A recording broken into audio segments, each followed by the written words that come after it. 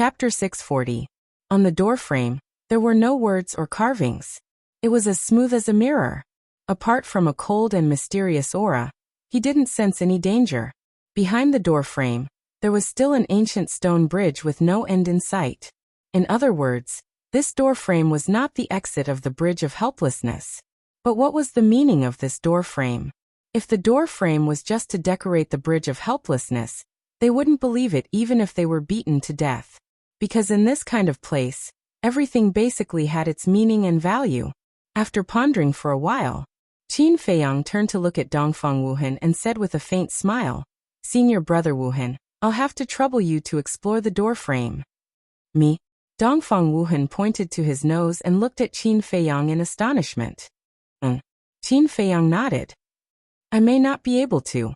Look, in terms of strength, I'm not as good as Wolf King. In terms of wisdom, I'm not as good as you.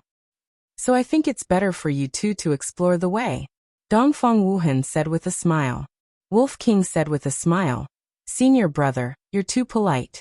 I believe that with senior brother's ability, there's nothing you can't do." "I believe so too." Qin Feiyang nodded with a smile and said, "Senior brother, you're not afraid, are you? If so, then I won't force you." "Afraid? Humph. In this world, there's nothing I'm afraid of." Dongfang Wuhan snorted and immediately walked towards the doorframe. Qin Feiyang and Wolf King looked at each other with a trace of ridicule in their eyes. Sometimes self-esteem could be the death of a person. Just like now, if Dongfang Wuhan was willing to put down his self-esteem and admit that he was afraid, then Qin Feiyang really couldn't let him explore the way. Soon, Dongfang Wuhan walked under the doorframe and looked at the empty void in front of him, looking quite nervous. Suddenly, he regretted it. Qin Feiyang and Wolf King were echoing each other. In fact, they were trying to provoke him. He also knew that. But why couldn't he remain calm and take this risk? Seeing Dongfang Wuhan not moving for a long time, Qin Feiyang's eyes flashed and he said with concern, "Senior brother, if you really don't dare, then forget it. Don't force yourself too much." "Damn bastard."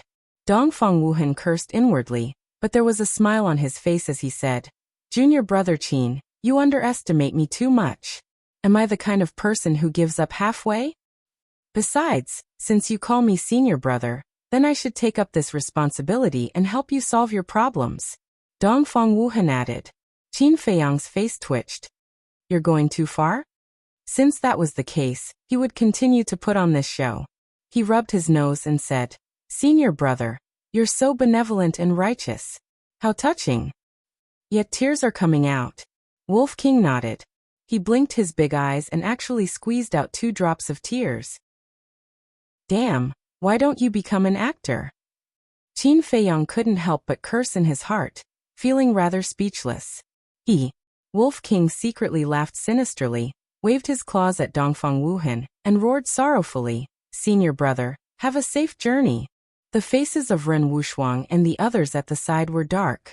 This bastard, can't he be more tactful when cursing others? Do you think others are idiots? How can you not understand such obvious words?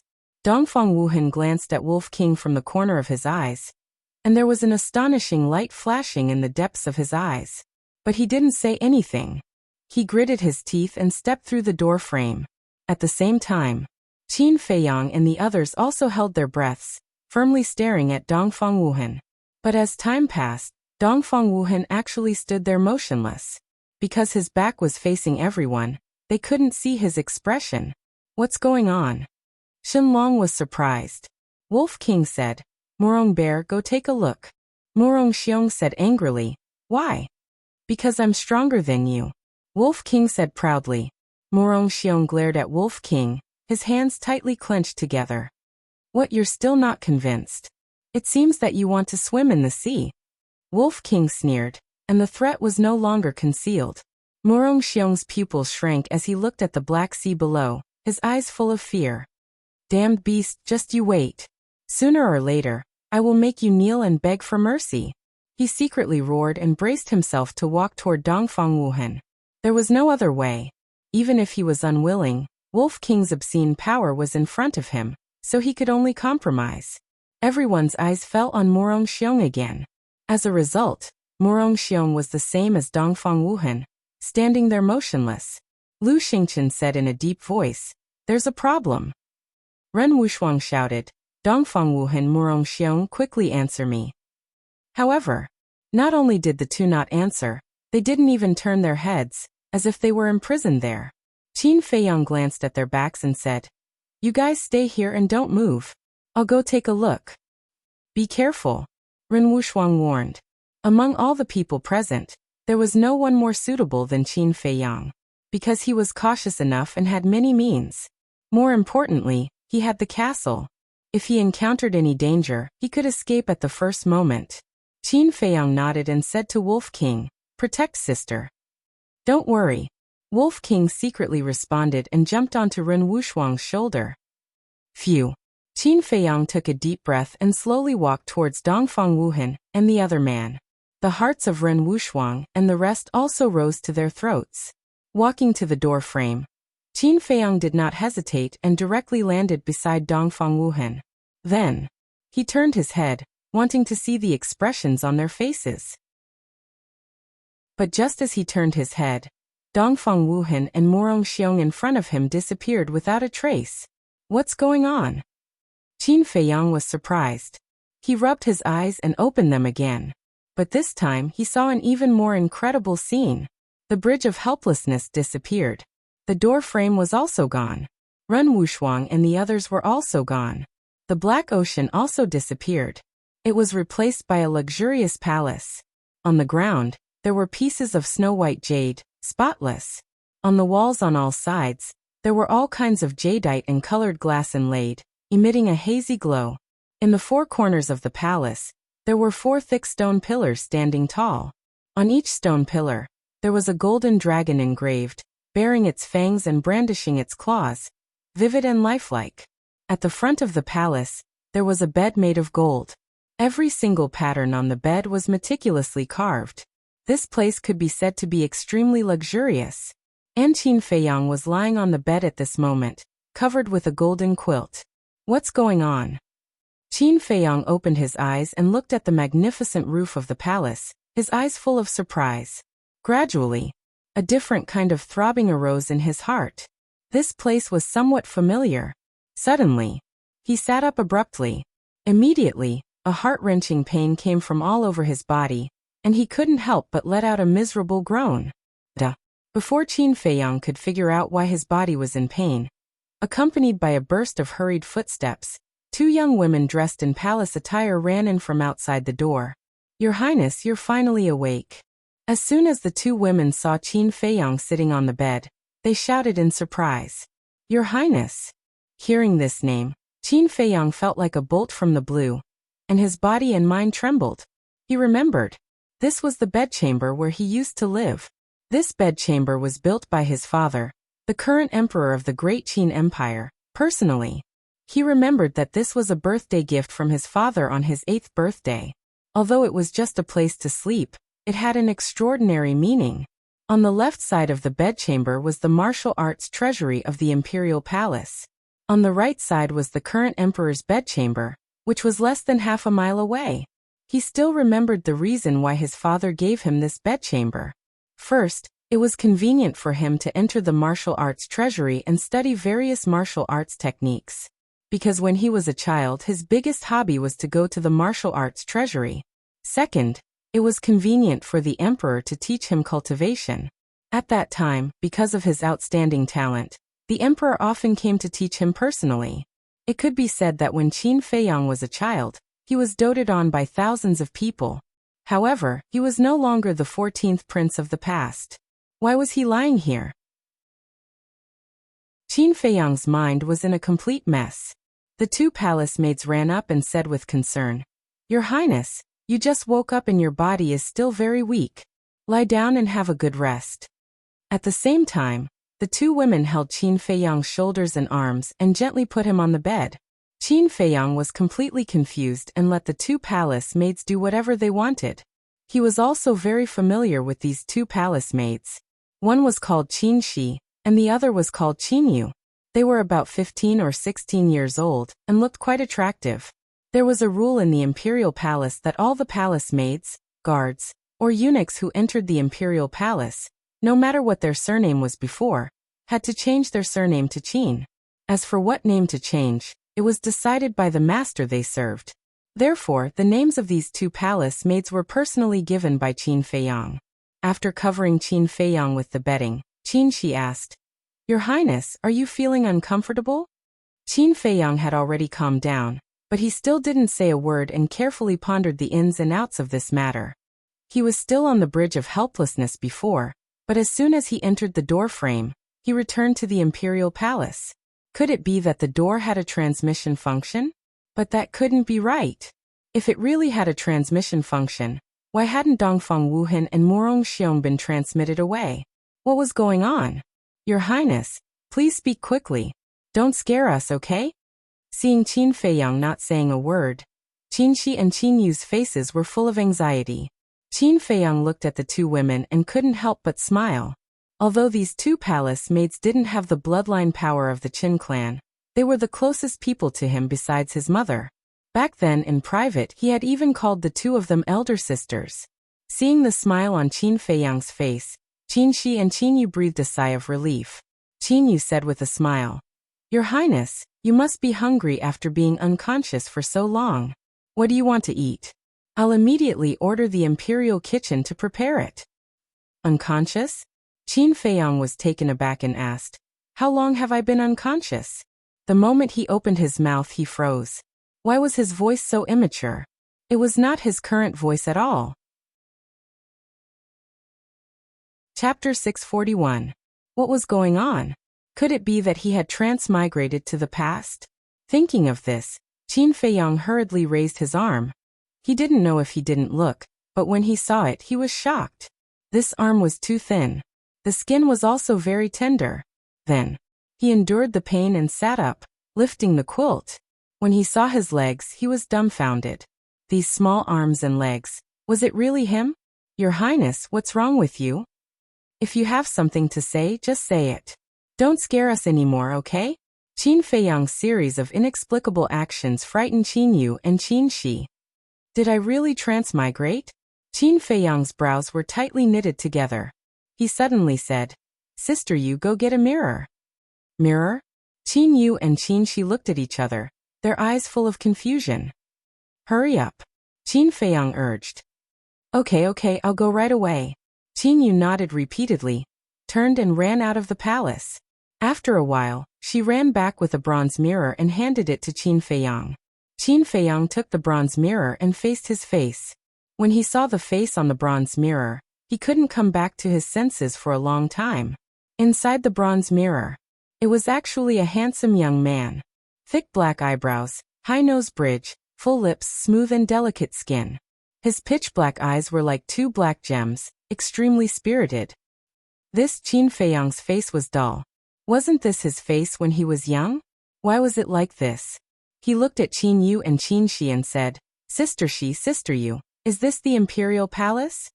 "Of course it's the imperial palace. Your Highness, why do you ask?" The two women were surprised. Qin Feiyang said, "Then tell me, why am I here?" Qin Yu said, "Your Highness, this is your bedroom. Where else would you be if not here?" Qin Shi looked at Qin Feiyang with concern and asked, "Your Highness, did you lose your memory?" "Lost my memory?" Qin Feiyang frowned. Qin Yu comforted him. "Your Highness, don't worry. We will inform the imperial physician to examine you." Wait. Qin Feiyang hurriedly stopped the two women. Everything that was happening now was too strange. It was best not to make a fuss about it before figuring it out. "Your Highness, if you're sick, you have to treat it." "That's right. If anything happens to you, the Emperor and Empress won't let us off easily." The two women said anxiously. "Emperor? Empress?" Qin Feiyang's eyes trembled. Waves rose in his heart again, but he quickly regained his calm. He looked at the two women and said helplessly, "I'm not sick. What's there to treat?" "But..." The two girls still wanted to say something. Qin Feiyang waved his hand and said, All right. If there is an accident, I will take responsibility for it. I won't implicate you. Now tell me, how did I fall unconscious and how long was I unconscious?" "You don't even remember this. Your Highness must have lost your memory. No, I have to tell the Emperor and Empress. Qin, take good care of His Highness. After Qin Yu finished speaking, she ran outside. Stop. Qin Feiyang raised his eyebrows and said angrily, if you continue like this, I will get angry. Qin Yu's delicate body trembled. She turned and walked to the bed. She looked a little flustered and said, this servant knows her mistake. Please forgive me, Your Highness. Qin Feiyang said, speak. Yes. 3 days ago, Your Highness and the Crown Prince were fighting in the martial arts field. In the end, the Crown Prince lost and injured Your Highness. You have been unconscious until now. Qin Yu said. Crown Prince? Qin Feiyang was stunned. Naturally, he knew who the first prince was. He was his elder brother from a different mother. However, his relationship with this brother wasn't very good. According to the precedent of the Great Qin Empire, usually the eldest son of the empire would take over the throne. If there was no accident, his eldest brother would be the next emperor. However, an accident happened to him. Because of his amazing talent, the current emperor already had the idea of making him the crown prince. And this matter was basically known to everyone in the imperial palace. The crown prince naturally knew, so he often played some tricks behind his back. But the problem was that 3 days ago he was clearly in the 9 Nether Yellow Springs. How could he have fought with the crown prince in the imperial palace's martial arts field? No. Suddenly, a cold light flashed in Qin Feiyang's eyes.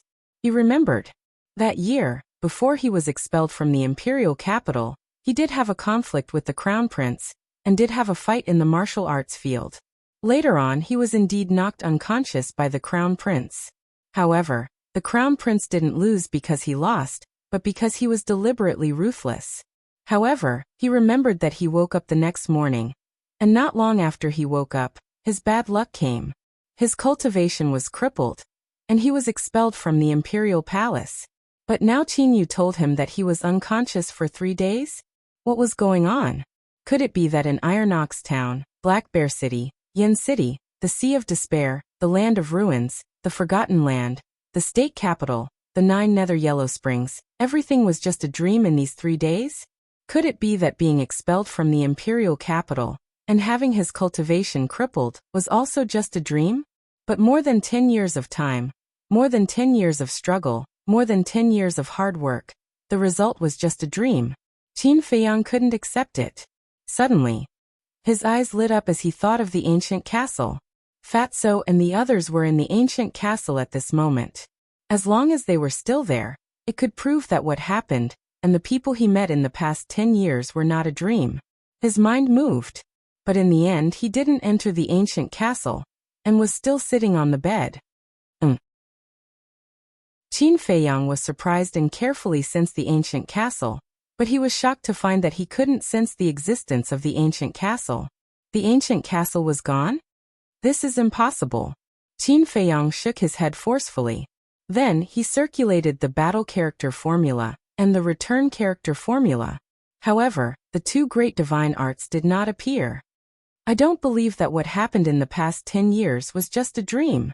Qin Feiyang roared in his heart as he looked inside his qi. However, he was shocked to find that his qi had not been opened yet, and what was flowing in his body was true qi. Boom. His body shook, and a burst of aura broke out of his body. However, this aura was simply weak to the extreme. Qin Feiyang discovered that his current cultivation was actually only a 9-star martial master. It can't be. I'm clearly a 1-star war master. How could I be a 9-star martial master? Qin Feiyang muttered, his face full of disbelief. Qin Yu and Qin Shi looked at each other. How could a 10-year-old youth break through to the 1-star war master? Could it be that His Highness's mind was in a mess? It seemed that the situation was very serious. His Highness the First Prince has arrived. At this moment, a sharp and ear-piercing voice sounded from outside the hall. Qin Feiyang frowned. At the same time, Qin Yu and Qin Shi's expressions changed, and they hurriedly ran out, stood at the door and respectfully greeted. This servant greets His Highness the First Prince. In front of the hall was a huge garden. On a winding path, a young man wearing a golden crown and a golden robe was striding towards them. This person was about 175 meters tall, and was about 18 or 19 years old. He swaggered as he walked, and his expression was full of arrogance. This person was Qin Feiyang's elder brother, the current first prince of the empire. There was also a eunuch following behind the first prince with a flattering smile. Behind the two of them, there were 4 guards in golden armor, exuding a terrifying aura. The first prince walked to the door of the hall, looked at Qin Yu and Qin Shi and said, "Is my 14th brother awake?" "The 14th prince has just woken up and his body is still very weak. Your Highness the first prince, if there's anything, can we talk about it later?" Qin Yu lowered her head and said respectfully, with a trace of worry in her eyes. "Awake?" The first prince was stunned, and his face suddenly sank. He said angrily, "What do you mean? This prince is his biological elder brother. How could I possibly harm him?" Qin Yu's body trembled, and she hurriedly knelt on the ground and said in horror, "This servant didn't mean to offend your Highness. Please forgive me. A lowly servant dares to block my way. You really don't know what's good for you, scram." The first prince shouted, his eyes full of contempt. Qin Yu didn't move, still kneeling there, and said anxiously, "Your Highness the first prince, the 14th prince is weak now, he really can't be disturbed. How dare you block my way, you're courting death." The first prince's face became extremely gloomy, and he shouted, "Drag them to feed the dogs." The 4 guards immediately stepped forward, grabbed Qin Yu and Qin Shi, and prepared to drag them away. "Let's see who dares to touch them." At this time, a cold voice sounded in the palace. Following closely, Qin Feiyang was draped in a golden cloak, and he slowly walked out. "Greetings to your Highness the 14th prince." The eunuch and the 4 guards brought by the first prince immediately knelt on the ground and saluted respectfully. At the same time, the first prince also looked at Qin Feiyang, as if he was observing something. Qin Feiyang ignored him, walked to the door, looked at Qin Yu and Qin Shi and said, "Get up." "Yes." The 2 women looked at the first prince in fear, then stood up and respectfully stood behind Qin Feiyang. Looking at Qin Feiyang's back, they suddenly had an illusion that the 14th prince now seemed to be a little different from before. It seemed that there was a kind of calmness and sharpness. Qin Feiyang looked at the first prince and said lightly, "What's the matter?" The first prince smiled and said, "14th brother, the wind is strong outside. You just woke up. If you catch a cold, father will definitely blame me. Let's go inside and talk." Qin Feiyang said, "My place is too small to accommodate a big Buddha like you. If you have something to say, say it here." The first prince's face stiffened, and a cold light flashed in his eyes. He smiled and said, "Actually, it's nothing. I'm just here to check on your injuries." Qin Feiyang's lips curled into a mocking smile as he said, "Would you be so kind-hearted? 14th brother, whether you believe it or not, 3 days ago, I really made a mistake. I sincerely apologize to you, 14th brother. I hope you won't hold a grudge." The first prince cupped his hands, his face full of sincerity.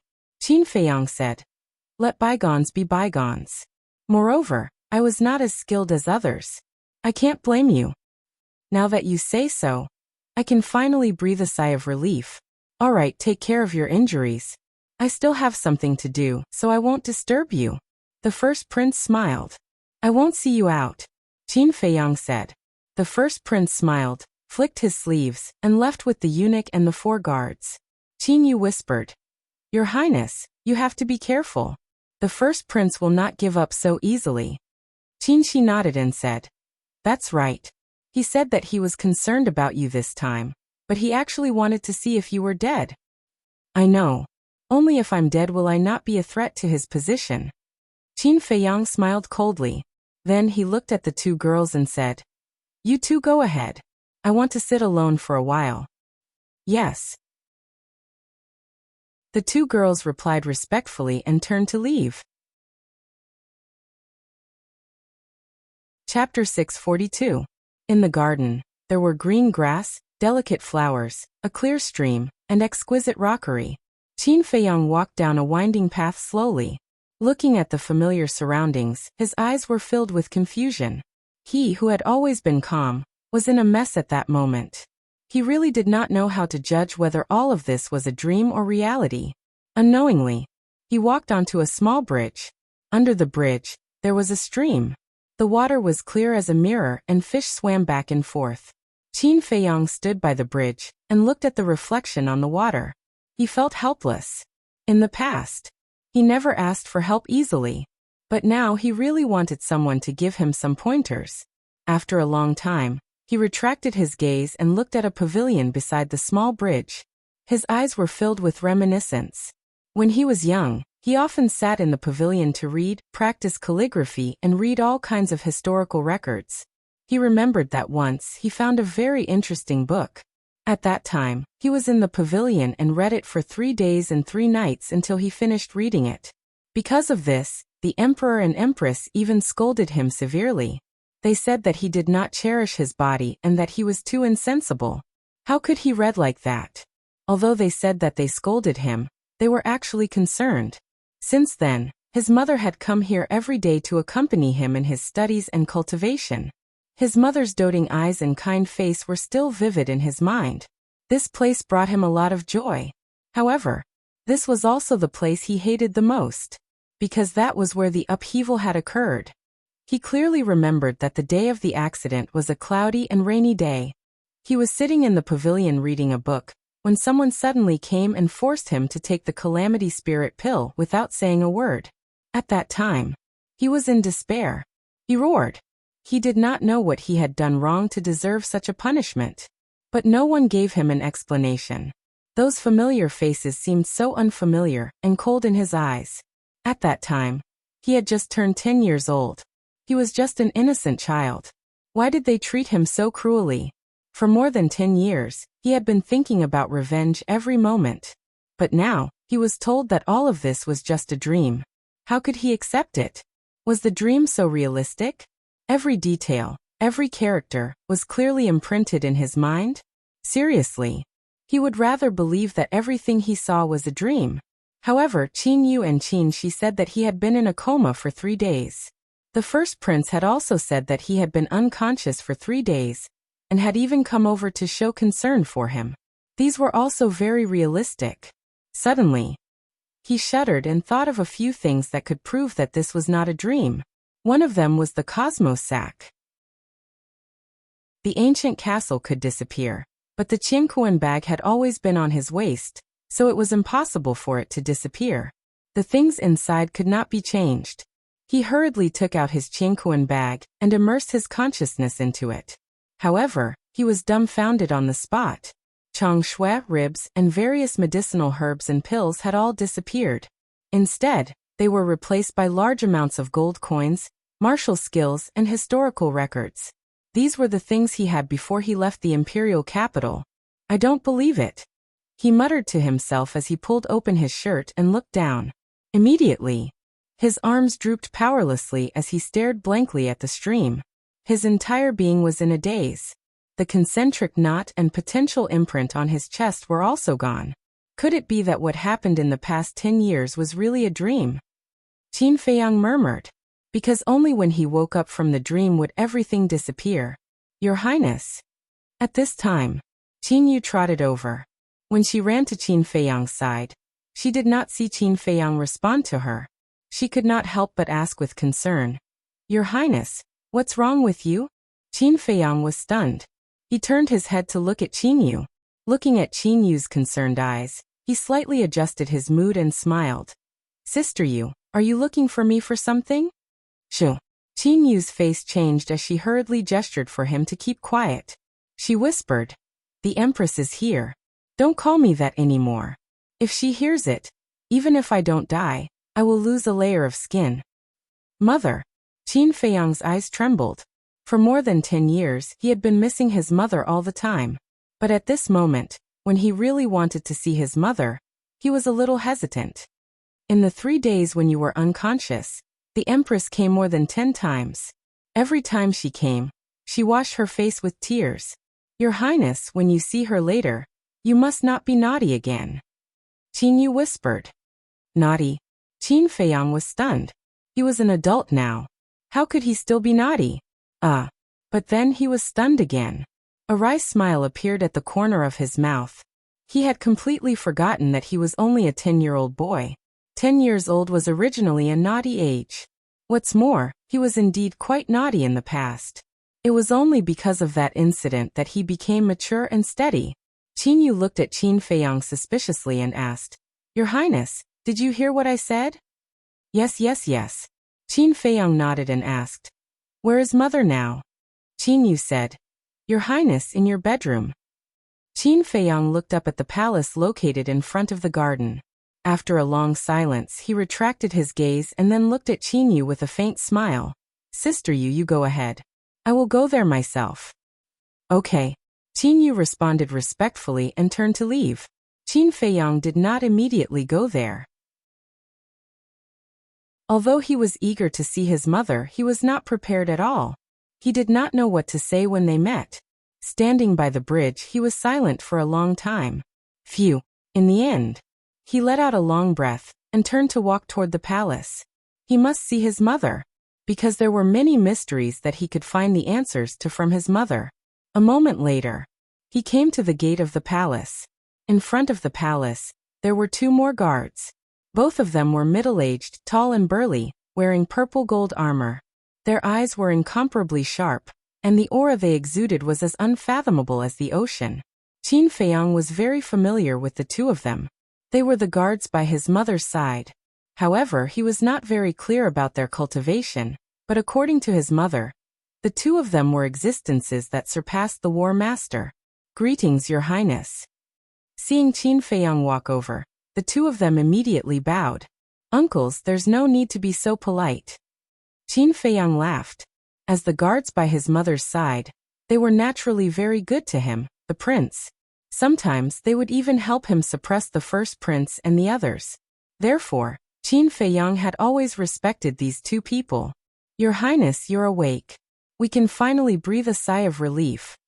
The Empress has been waiting for you in the side hall for a long time. Quickly go in." The two of them laughed, and there was a trace of doting between their brows. Qin Feiyang nodded and turned to walk towards the door.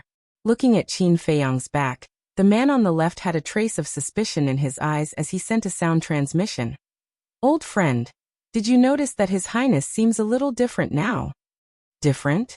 The man on the right carefully sized up Qin Feiyang and thought to himself, "Now that you mention it, he really is a little different. Especially his temperament now. It's like he's a completely different person from before. He gives me the feeling that he's a scheming old fox." The man on the left narrowed his eyes and said angrily, "How dare you call His Highness an old fox?" The man on the right was startled and hurriedly said, "Sorry, it was a slip of the tongue. What I meant was that His Highness is more mature than before." The man on the left rolled his eyes and said, "You must pay attention to what you say in the future. Even though we have a good relationship with His Highness, we can't act without propriety." Yes, I'll pay attention." The man on the right nodded repeatedly. Back to Qin Feiyang. When he reached the threshold of the door, he sensed a familiar aura. He would never forget this aura for the rest of his life. It was his mother, the Empress. The Emperor intended to make him the crown prince. His talent was only one of the reasons, and the other was because of his mother. This was because the Empress had supreme authority in the Great Qin Empire. It was even to the extent that because of certain reasons, even the Emperor had to be courteous to his mother. Even the Emperor was like this, let alone the various dukes in the imperial capital. In front of his mother, these dukes who held great authority didn't even dare to breathe loudly. Qin Feiyang took a deep breath and slightly eased the nervousness in his heart. He walked into the main hall and went straight to the door of the side hall. Immediately, a graceful and luxurious beautiful woman entered his line of sight. The beautiful woman wore a crimson gold phoenix crown on her head, and a golden dress with a lifelike phoenix pattern embroidered on it. A light golden cloud belt was tied around her waist, and she emitted a sacred aura that couldn't be profaned. Her appearance and skin were like that of a young girl, sparkling and translucent without the slightest flaw. No matter where she was a dazzling star and extremely eye-catching. However, at this moment, the beautiful woman was walking back and forth in the side hall, seeming to be rather anxious. Qin Feiyang's eyes couldn't help but moisten. This was the mother that he had been longing for so much. He finally saw her. His mother was still the same as before. There was no change at all. Mother! Qin Feiyang opened his mouth and shouted, somewhat choked with sobs. Hearing Qin Feiyang's voice, the beautiful woman's body trembled and hurriedly turned to look at the door. Seeing Qin Feiyang standing outside the door, the beautiful woman hurriedly stepped forward and said angrily, "Running around as soon as you wake up. Can't you make me less worried?" At the same time, Qin Feiyang's eyes also trembled. Tian? He hadn't heard this name for a long time, and he had almost forgotten it, because his original name had the word Tian in it. So his mother had always called him Tian. "I'm sorry to make mother worry." Qin Feiyang lowered his head and said. Tears uncontrollably flowed out of his eyes and dripped to the ground, splashing water.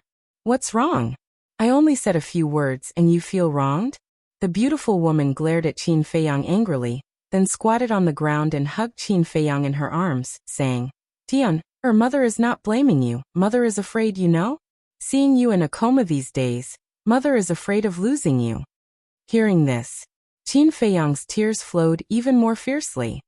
Okay, you're already so old and still crying. If others see you, they will definitely laugh at you behind your back. The beautiful woman rubbed Qin Feiyang's head and smiled dotingly. Qin Feiyang shook his head and said, "I'm not afraid of being laughed at. Mother, let me hold you a little longer, okay?" Okay. The beautiful woman nodded, looking a little helpless. Entering his mother's arms again and smelling her familiar scent again, Qin Feiyang was obsessed and his heart melted. He didn't want to get up again. If this was a dream, he didn't want to wake up. He would rather stay in the dream forever than leave his mother. However, the beautiful woman didn't think so much. She only thought that Qin Feiyang was still a little scared after surviving a disaster. So she softly comforted Qin Feiyang. After a long time, Qin Feiyang got up, wiped the tears from the corner of his eyes, and looked at the beautiful woman with a silly smile. "Mother, it's so good to see you." "Silly child. Mother is here every day.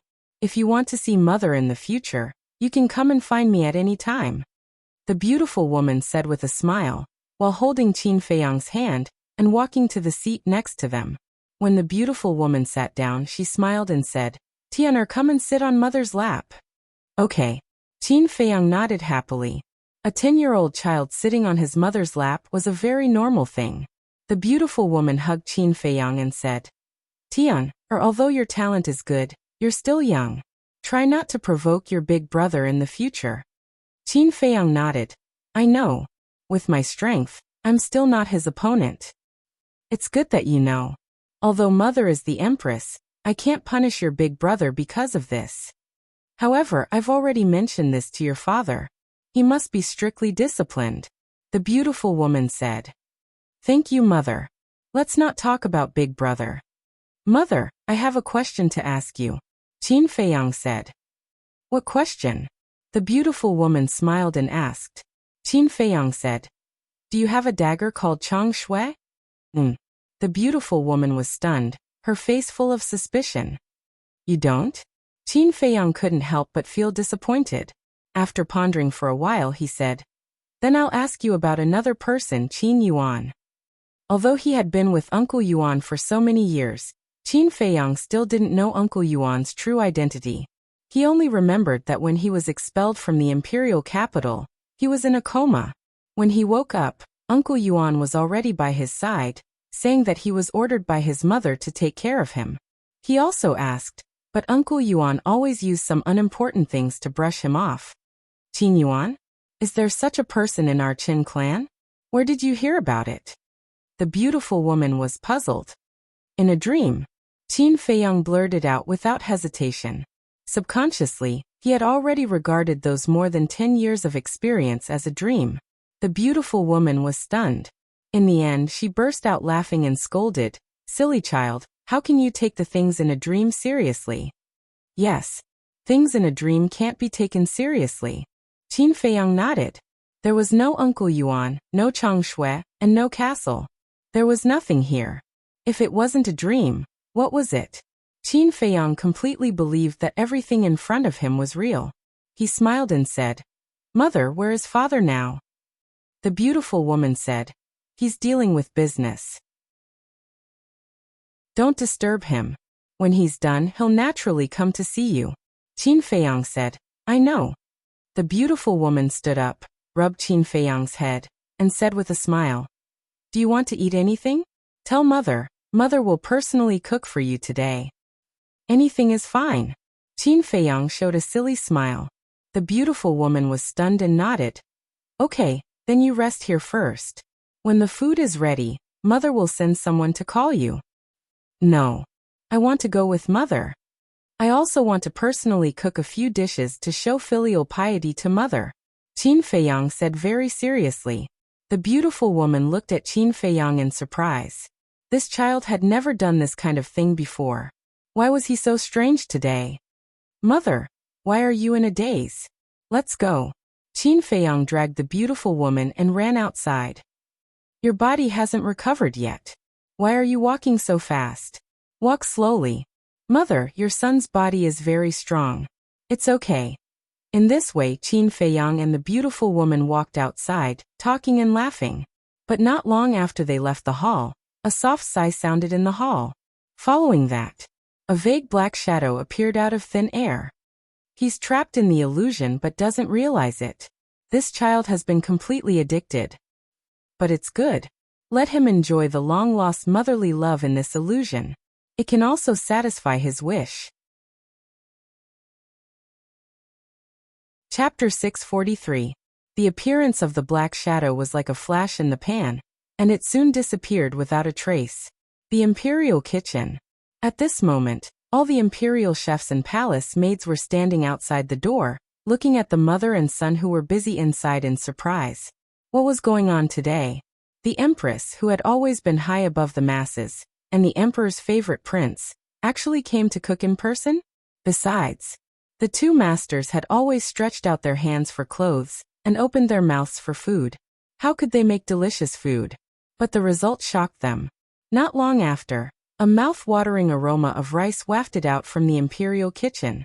This is impossible. All the imperial chefs were dumbfounded. When did the empress and the prince learn how to cook? Why didn't they hear about it? Actually, the person who cooked was Qin Feiyang. In the past, he did not know how to cook in the imperial capital. But since he was stranded in Iron Ox Town, he had to learn these basic life skills in order to survive. However, the celestial empress was completely clueless about the kitchen. At first, she thought that cooking was very simple, so she said that she would cook for Qin Feiyang. But as soon as she entered the kitchen, she immediately realized that she was too naive. Because, looking at the pots and pans in front of her, she did not know where to start and where to start. Seeing his mother's embarrassed expression, Qin Feiyang couldn't help but laugh. In the end, the empress had no choice but to compromise and help Qin Feiyang. Although the kitchen was filled with oil and smoke, Qin Feiyang enjoyed this feeling very much. When there was sweat on his mother's forehead, he would help her wipe it off immediately. Gradually, the empress also realized that this child seemed to be a little different from before. He was more considerate and mature than before. She even felt that in front of Qin Feiyang, she was more like a child who was taken care of. But she also liked the current Qin Feiyang very much. He was very serious and made people feel very grounded. The empress asked curiously, "Qin, did you also learn this in your dream?" At this moment, Qin Feiyang was holding a big wok, and as he stir-fried he laughed. "Yes, in my dream, I learned a lot of things, and when I woke up from my dream, I had already broken through to 1-star war master." The empress smiled. "It seems that these 3 days you had a very long dream." "Yes. In the dream, more than 10 years have passed. I remember every detail clearly. So when I woke up, I couldn't tell which one was a dream, which was the real world." Qin Feiyang shook his head and smiled. Celestial Empress came to a realization and said, "No wonder you would ask so many strange questions in the side hall." Qin Feiyang smiled and stretched out his hand. "Mother, give your child a plate." Celestial Empress grabbed a prepared jade plate and handed it to Qin Feiyang. Qin Feiyang took the jade plate and quickly put the vegetables in the pot into the jade plate. Then he turned off the fire and walked to the dining table and put it on the table. There were 5 dishes, 1 soup, and 2 bowls of rice on the table. Although it wasn't perfect in terms of appearance, fragrance, and taste, it could still arouse one's appetite. Qin Feiyang swallowed his saliva and turned to look at his mother. He smiled and said, "It's all healed, my gentle and kind mother. Please enjoy." All right. Empress nodded and walked to the table with a smile. She picked up the jade chopsticks and put a piece of vegetable into her mouth. She nodded and praised. "Not bad, Tian."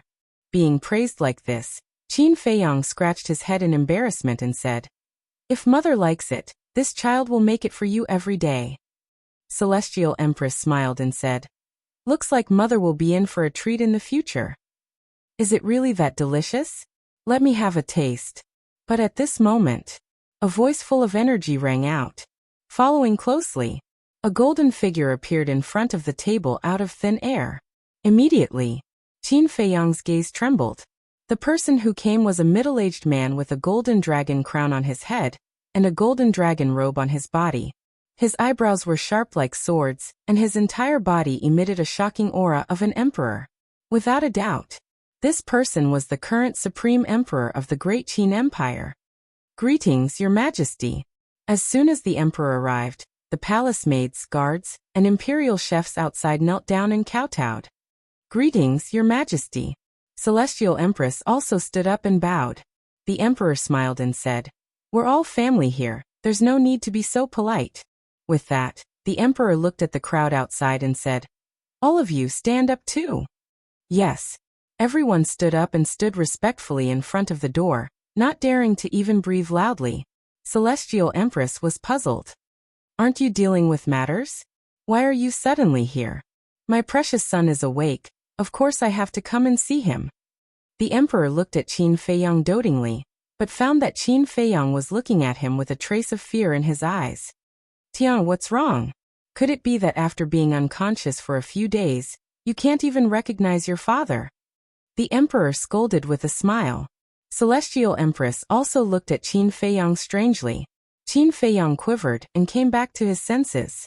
He bowed and said, "Greetings, father." That disaster was just a dream. The father in front of him was still the father who doted on him. Everything was in the past. There was no need to think so much. The emperor was stunned and patted Qin Feiyang's head in annoyance. He scolded, "Brat, why are you so reserved all of a sudden? This is not like you." Qin Feiyang smiled and said, "People will grow up." The emperor was stunned and asked with a strange expression, "So you've grown up? Just a little more mature than before." Qin Feiyang chuckled. "Come on, do you think I don't know what kind of person you are? Stop putting on an act in front of your father." The emperor rolled his eyes and looked at the dishes on the table. He said in surprise, "You made all these?" "Yes. Father, have a taste too." Qin Feiyang was like a child who was asking for praise. He quickly took a pair of chopsticks and handed it to the emperor.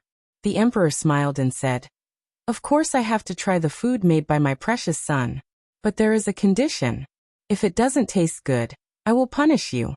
Qin Feiyang asked, "If it's delicious, then shouldn't I be rewarded?" The emperor's face twitched. He turned to look at Celestial Empress and said, see, just now he said he was mature, and now he is taking the opportunity to blackmail his father. Alas! How did I give birth to such a white-eyed wolf?" The emperor shook his head with a sad face. White-eyed wolf. Qin Feiyang's body trembled. The emperor's unintentional words awakened his memory. Wolf King. Going through life and death with the white-eyed wolf, fighting side by side for more than 10 years. He had long been an inseparable family member. But he didn't expect that it was just a dream. But when the emperor saw this, he thought that Qin Feiyang was angry. He smiled apologetically and said, "Tianer, father was just joking. Be good, don't be angry. Father will apologize to you, okay?" As the emperor of the empire, he could actually put down his attitude and apologize to his child. It could be seen how much the emperor doted on Qin Feiyang. Qin Feiyang was speechless. "Am I such a petty person? I just thought of a wolf in my dream." "Dream?" The emperor was stunned. Celestial Empress smiled and said, These 3 days Tian'er had a very long dream. He even said that in his dream, he had already broken through to War Master. Ugh. The emperor was stunned, then shook his head and said, "What a silly boy, but with your talent, not to mention War Master, even surpassing father is not impossible, as long as you are willing to work hard." "I will work hard." Qin Feiyang nodded solemnly. If it was in the past, he wouldn't have thought so much, but it was different now. No matter what identity or background one had, without strength, everything was in vain. The emperor looked at Qin Feiyang seriously and nodded. "Yes, you are indeed much more mature than before. All right, let's not talk about it anymore. Let's have a good meal as a family." The family of 3 sat around the dining table, chatting and laughing. It was a happy and harmonious atmosphere. Qin Feiyang looked at his mother and then at his father, a happy smile on his face. This was the life he wanted. Happy times always pass quickly. After the meal, the emperor went to deal with business again. Celestial Empress accompanied Qin Feiyang back to his bedroom, gave him a few words of advice, and then turned to leave. Qin Feiyang seemed to have suddenly made a decision and shouted, "Mother, wait." Celestial Empress stopped, turned around, and asked with a smile, "What's wrong?" Qin Feiyang said, "Mother, I want to go to the spiritual state to take a look." "Spiritual state?" Celestial Empress frowned. Qin Feiyang said in disappointment and frustration, "Although it was only a dream, I still wanted to take a look because there were too many people in the dream that I was worried about." Celestial Empress pondered for a moment and nodded with a smile. "All right, but I will only be reassured if your 2 uncles go with you." "Okay."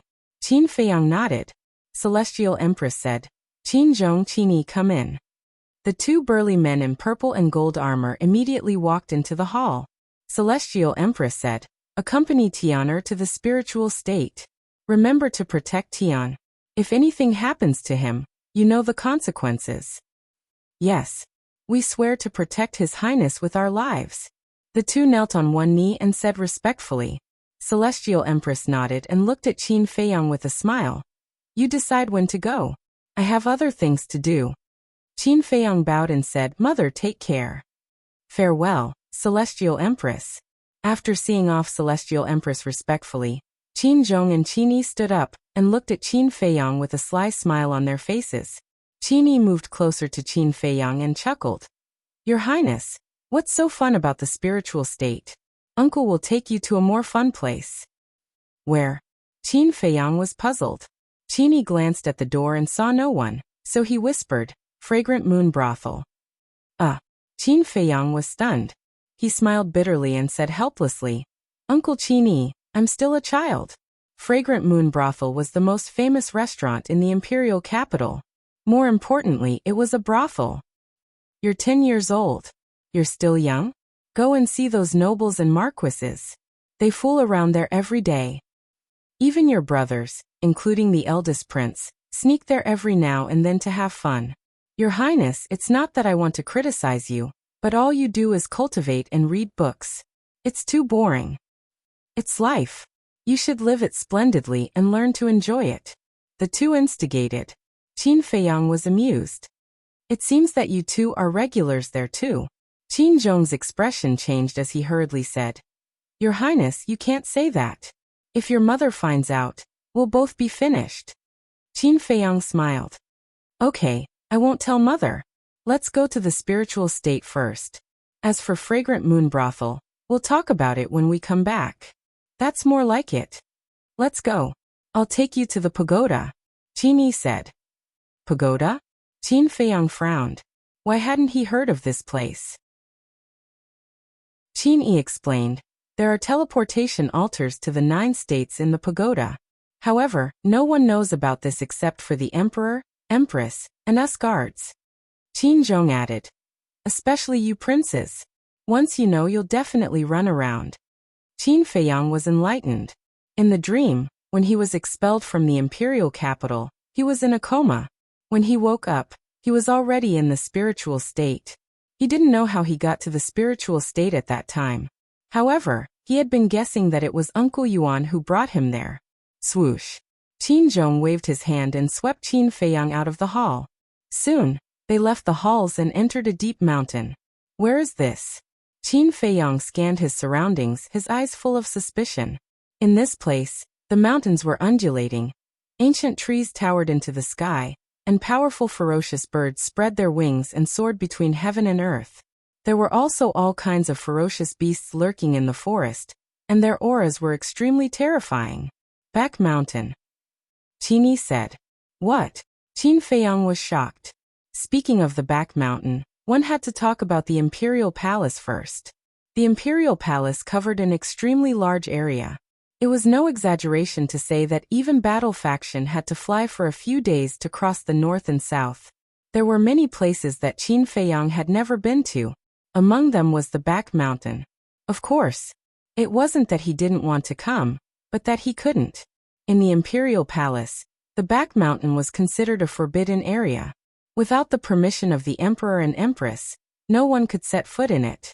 The princes were no exception.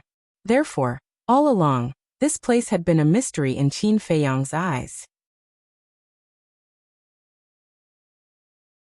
Chapter 644.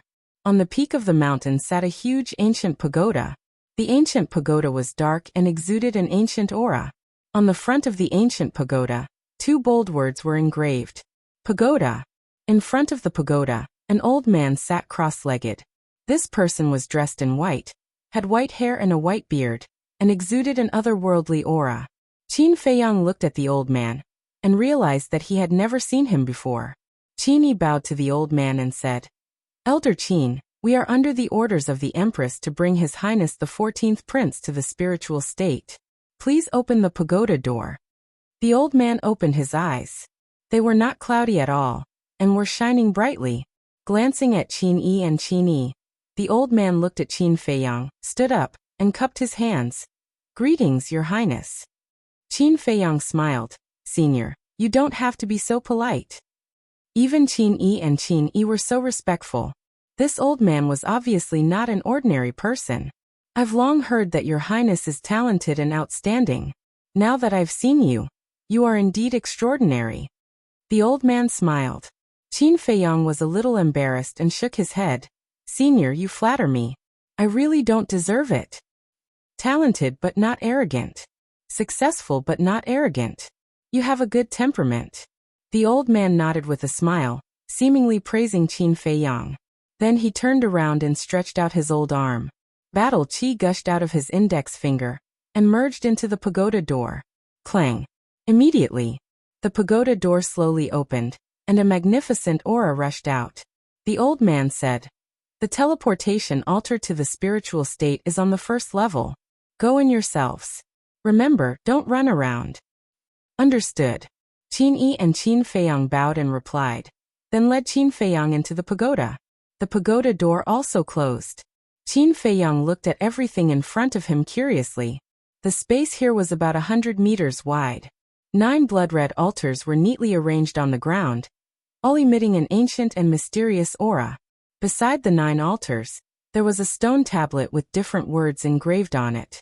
Spiritual state, cloud state, crane state, Yuzhou Fengzhou, etc. Qin Feiyang followed Qin Yi and Qin Yu to the stone tablet with the spiritual state engraved on it. Qin Zhong said, This altar leads to the spiritual state. Qin Feiyang asked doubtfully, Is there an altar on the second floor as well? This. Qin Zhong hesitated for a moment before shaking his head. Your Highness, I really can't say that. All right. Qin Feiyang shrugged helplessly. Qin Zhong smiled apologetically. Battle chi surged out and flowed into the altar. Boom. All of a sudden, the blood-colored altar shone brightly. Qin Yi grabbed Qin Feiyang's arm and stepped onto the altar, disappearing without a trace in the blink of an eye. In the spiritual state, in the air above a mountain range outside the city, whoosh, 3 figures appeared out of thin air. They were Qin Feiyang and Qin Zhong. As soon as he appeared, Qin Yi used a trace of battle chi to support Qin Feiyang. Because Qin Feiyang couldn't fly yet, Qin Zhong glanced around and looked at the city not far away. He smiled and said, That should be the city. Qin Feiyang lowered his head to take a look, and his expression froze. The appearance of the city was completely different from the city in his dream. It was extremely unfamiliar. After a long time, Qin Feiyang came back to his senses and said, Uncle Qin Zhong, go and find out if there are these people in the city. Who? Qin Zhong asked. Ren Wushuang Lu Xingchen, Dong Jingyang Dongfang Wuhan Murong Xiong, Shenmei, Shenlong Jiangwei Wang Hong. And a few big families, Lu family, Dong family, Xiao family, Shen family, Qin Feiyang said. Okay, I'll go now. Qin Zhong nodded and disappeared in a flash. Your Highness, have you been to the spiritual state? Qin Yi looked at Qin Feiyang suspiciously. Seeing Qin Feiyang say the names without hesitation, he felt as if he lived here. Qin Feiyang said, In my dream. In your dream? Qin Yi was slightly stunned. Then, he shook his head helplessly and didn't say anything else. Swish. Soon. Qin Zhong returned. How was it? Qin Feiyang looked at him anxiously. Qin Zhong shook his head and said, Your Highness, those people and those families you mentioned, none of them exist. What? Qin Feiyang's eyes trembled. He couldn't accept it. Qin Yi couldn't help but say, Your Highness, allow me to say something. You can't take the things in your dreams seriously. Qin Feiyang said, Next place, Butterfly Valley. Where is Butterfly Valley? The two were suspicious. Although they knew about the spiritual state, they had never been here, so they weren't familiar with the various places in the spiritual state. Qin Feiyang said, Just fly in the direction I point. Under Qin Feiyang's guidance, they soon arrived above Butterfly Valley. However, looking around, there was no valley, no butterflies, no ugly old woman, and no teleportation altar to the forgotten land. Qin Feiyang was in a daze. Could it be that none of the things in the dream were real? Qin Zhong and Qin Yi looked at each other, not knowing how to persuade him. A moment later, Qin Yi smiled and said, Your Highness, where are we going next? Since they couldn't persuade him, they would follow His Highness' wishes. Qin Feiyang came back to his senses and asked, Do you know who the spiritual state's mansion master is? We don't know. The two shook their heads. Qin Feiyang frowned and said, That's not right.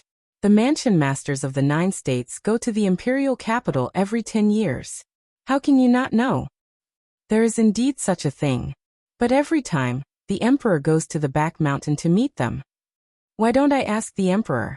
Qin Zhong said. Forget it. Father is busy every day. Don't disturb him for such trivial matters. Qin Feiyang shook his head, pondered for a moment, and said, Next, let's go to Yen City. Above Yen City. Swish. Qin Feiyang and the other two appeared out of thin air. Qin Zhong asked, Who are you going to ask about this time? Qin Feiyang said, Ask about a person called Yen. However, his words came to an abrupt halt. Qin Zhong asked suspiciously, Yen what? Yen what? Qin Feiyang also asked himself in his heart. He clearly thought of a name before. Why did he suddenly forget it? What happened? Suddenly, he remembered again. He wanted to ask about Yen Nanshan. Go and ask if there is a person called Yen Nanshan, and someone called Jiang. Speaking of this, Qin Feiyang's memory blurred again. He tried hard to recall for a moment and said, Right, Jiang Jingyi. Okay. Qin Zhong nodded and quickly rushed down. Qin Feiyang looked down at Yen City, his eyes full of confusion. Yen Nanshan and Jiang Jingyi were such familiar names. Why did it take him so long to remember? Alas! At this moment, a soft sigh came into Qin Feiyang's mind. Who is it? Qin Feiyang was shocked and looked around. Your Highness, what's wrong? Qin Yi also looked at Qin Feiyang in surprise. Why is there no one? Qin Feiyang frowned and shook his head. Nothing, maybe I'm hallucinating. But before his voice died away, a black shadow appeared out of thin air in front of him. Qin Feiyang looked at the black shadow with bewilderment. The black shadow's voice came into Qin Feiyang's mind again. How long are you going to stay here? What do you mean? Qin Feiyang frowned. Your Highness, who are you talking to? When Qin Yi heard Qin Feiyang speak again, the bewilderment in his eyes grew even stronger. He followed Qin Feiyang's gaze but saw nothing. Qin Feiyang was stunned. He looked at Qin Yi and asked, Didn't you see it? There's a black shadow there. A black shadow? Qin Yi looked again but there was still nothing. The black shadow glanced at Qin Feiyang and said, Here, Only you can see me. No one else can see or hear what I say. Why? Qin Feiyang was surprised. The black shadow said, because this is an illusion. Everything in front of you is the manifestation of your obsession. Boom. As soon as he said this, Qin Feiyang's mind trembled. Are you confused now? Why did you suddenly forget the names of Yan Nanshan and Jiang Jingyi? The black shadow said again. Qin Feiyang nodded. Let me tell you, if you don't recognize reality, not only will you forget Yan Nanshan and Jiang Jingyi, but you will also forget Wolf King and Fatso. Even what you have experienced in the past 10 years, the people and things you have met, will gradually fade in your mind. Until the end, you will completely forget. The black shadow said. Why is it like this? Qin Feiyang was surprised. Because the bridge of helplessness is a test of your willpower. If your willpower is not strong enough, you will be trapped in the illusion forever. When you've forgotten everyone and everything, that will be the time of your death. Child, I understand you. You yearn for family and a carefree Pure Land in your heart. You yearn for those painful things in the past to never happen. That's why I didn't remind you immediately. However, no matter how beautiful this place is, it is only fake. You can't continue like this. Otherwise, you will never be able to leave this illusion, return to the imperial capital, and see your real mother. Face it bravely. Don't lose your life because of your greed for a moment of beauty. That will only make you more regretful. The black shadow sighed. This is an illusion. Qin Feiyang scanned the sky, the earth, the mountains, and the rivers. There was still a trace of disbelief in his eyes. It was not easy for him to believe and accept all this, but now someone suddenly came out and told him that it was all fake. He could not accept such a change in his heart. The black shadow said, You don't believe me? Qin Feiyang roared. I don't even know who you are. Why should I believe you? Is it important who I am? The black shadow was puzzled. Qin Feiyang said angrily. Of course it is important. Because only when I know your identity can I judge whether this place is real or not. It seems that your obsession is deeper than I thought. But I won't blame you. If it were any other child back then, they would have broken down long ago. It's not easy for you to be strong enough to get to where you are today. The black shadow sighed deeply. Since you know about that, then you should know how much I want to live now. Why do you have to disrupt it? Do you want to hear my heartfelt words? I really want to live here forever, even if everything here is fake. When Qin Feiyang finished speaking, he lowered his head with an incomparably desolate expression. I understand. But have you thought about it? If you die in the illusion, what will happen to your mother in the imperial capital? If she knows that her favorite child died outside, how sad will she be? And Qin Yuan, he has told you countless times that no matter what difficulties you encounter, you must be strong and brave. If you give up here, can you live up to his expectations? The black shadow roared. Qin Feiyang's body shook like a bolt from the blue. The black shadow sighed softly and said, Child, wake up. For your mother, for your uncle, and for yourself. Qin Feiyang's face was full of pain. After a long time he said, What do I have to do to break this illusion? The black shadow said, The fetters in your heart are your parents. Only by destroying them will the illusion disappear. And with a thought, they will be turned into ashes. What? Qin Feiyang suddenly looked up at the black shadow. Even if it was fake, he couldn't do it. The black shadow said, This is the only way. Qin Feiyang clenched his hands so hard that his nails had sunk into his palms and blood was flowing. After a while, he loosened his hands and said, Give me some time. The black shadow nodded and said, Okay, but I have to remind you that you have at most an hour. So short. Qin Feiyang's eyes trembled. An hour would pass in the blink of an eye. What could he do? There's one more thing to tell you. Wolf King and Ren Wushuang have also fallen into the illusion. You'd better save them quickly. The black shadow said again. What? Qin Feiyang's expression changed. The black shadow said, But don't worry, their lives won't be in danger for the time being. Can't you say it all at once? Qin Feiyang looked at him helplessly and breathed a sigh of relief. There's a question I want to ask you. What question? The black shadow asked. Since this place is an illusion created by my desire, why didn't the imperial capital change while the spiritual state changed? The ancient castle disappeared, and people like Uncle Yuan and Run Wushuang didn't even show up? Qin Feiyang frowned.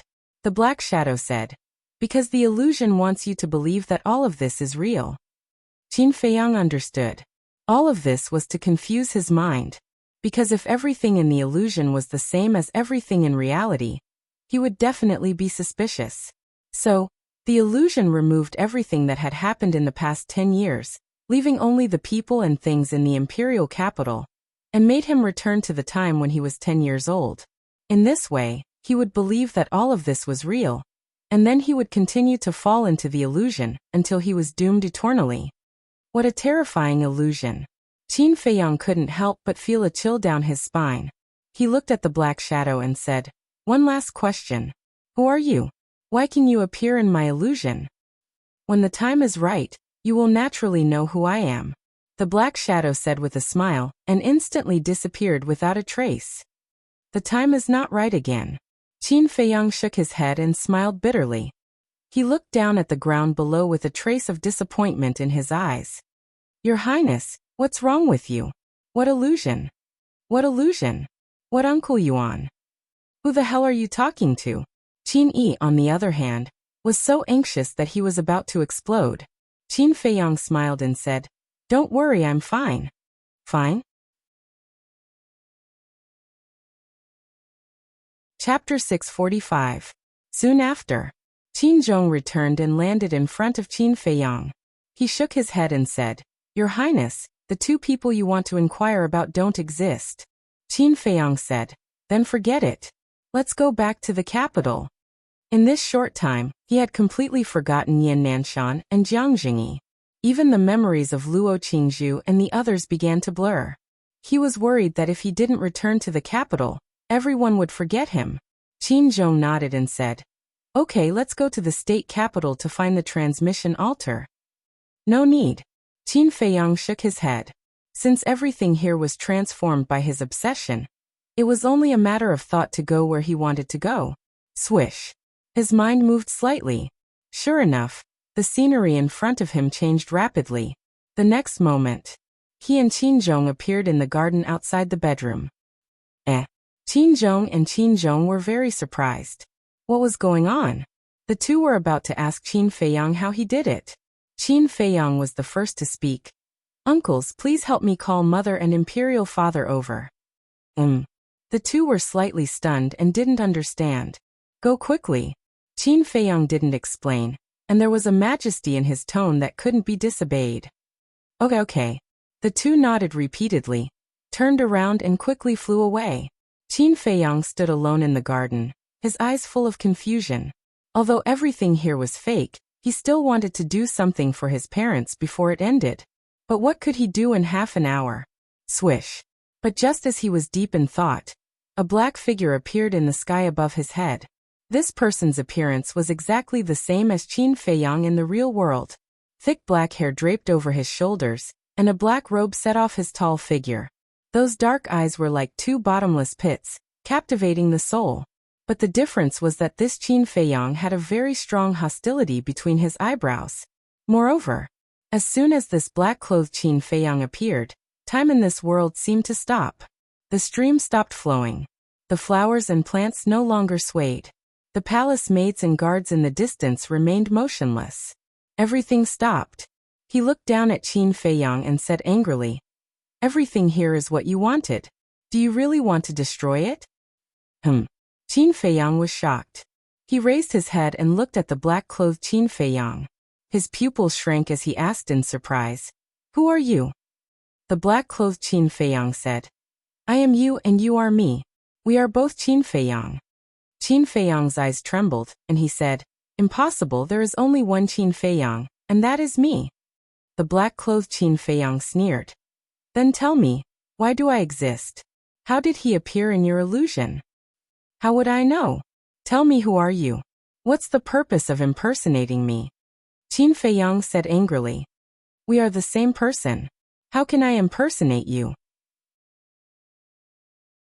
And my appearance is to stop you from destroying this illusion." the black-clothed Qin Feiyang said. Why? Qin Feiyang frowned. Because he is your obsession and your inner demons. At this moment, the black shadow appeared again. Inner demons? Qin Feiyang's body trembled. He actually had inner demons? When a person's obsession is too deep, he will gradually produce inner demons. Before, the inner demons did not appear because he was not formed yet. Now you have entered the illusion. Believe all this.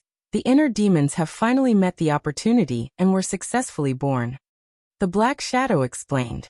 The black-clothed Qin Feiyang said angrily. You old thing, aren't you annoying? If it weren't for you running out again and again, he wouldn't have found out that all this was fake. The black shadow ignored him and looked at Qin Feiyang saying, You need to defeat the inner demons by yourself. I can't help you. I can only give you a hint. Stick to your beliefs. The black-clothed Qin Feiyang roared. This is between me and him. Why do you care? Get out. I will leave even if you don't tell me. The black shadow glanced at the black-clothed Qin Feiyang indifferently, looked at the original Qin Feiyang, and said, Remember my words. After that, the black shadow disappeared without a trace. Beliefs. Qin Feiyang muttered to himself, not understanding the meaning of this sentence. He looked up at the black-clothed Qin Feiyang and said, Since you are my obsession, you should understand that everything here must be destroyed. With me here, you are delusional. The black-clothed Qin Feiyang sneered. Is that so? Qin Feiyang smiled coldly and said, You are just my inner demons. What ability do you have to stop me? Not only did the illusion have to be destroyed, but the inner demons also had to be eliminated.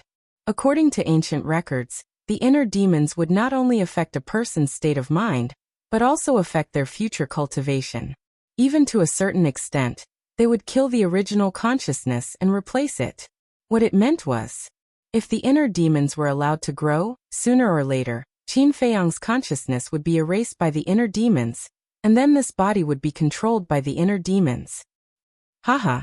However, hearing Qin Feiyang's words, the inner demons not only did not panic, but also looked up to the sky and laughed. What are you laughing at? Qin Feiyang frowned, and a premonition of uneasiness rose in his heart. Have you forgotten? You are only a 9-star martial master now. You don't even have battle chi or battle arts. Look at me again. I have the cultivation of the real world. If I want to kill you now, it will be as easy as flipping my hand. But you still want to get rid of me. Aren't you naive? The inner demons sneered.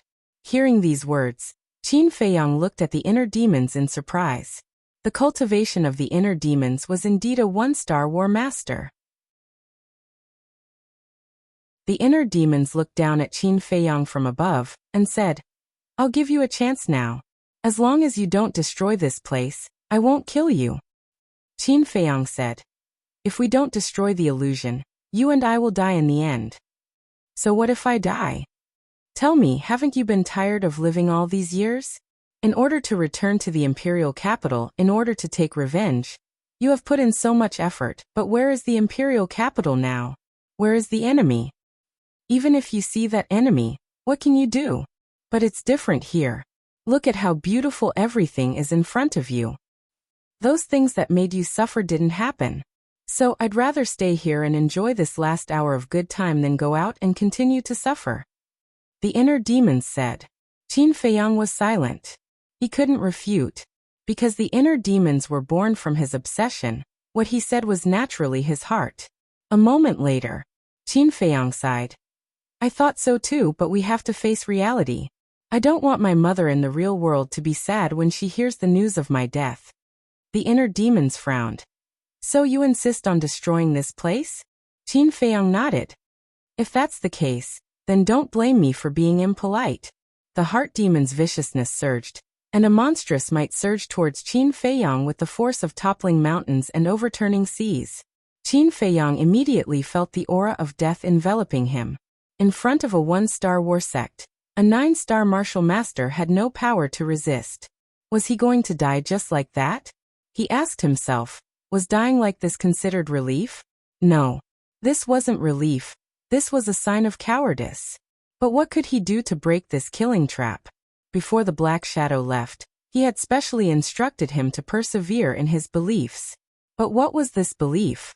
The monstrous might had already pressed down, and Qin Feiyang's life was hanging by a thread. But at this moment, his eyes suddenly blossomed with a brilliant light, like two bright moons. He understood. Returning to the imperial capital, seeing his mother, and taking revenge, this was his belief. As long as his belief was there was still hope. Boom. The next moment, a powerful aura rushed out from Qin Feiyang's body. His cultivation was like a volcanic eruption, crazily soaring. Martial sect. War king. War emperor. War sect. Moreover, his thin and small body was also growing taller. I will persevere in my beliefs and maintain my original heart.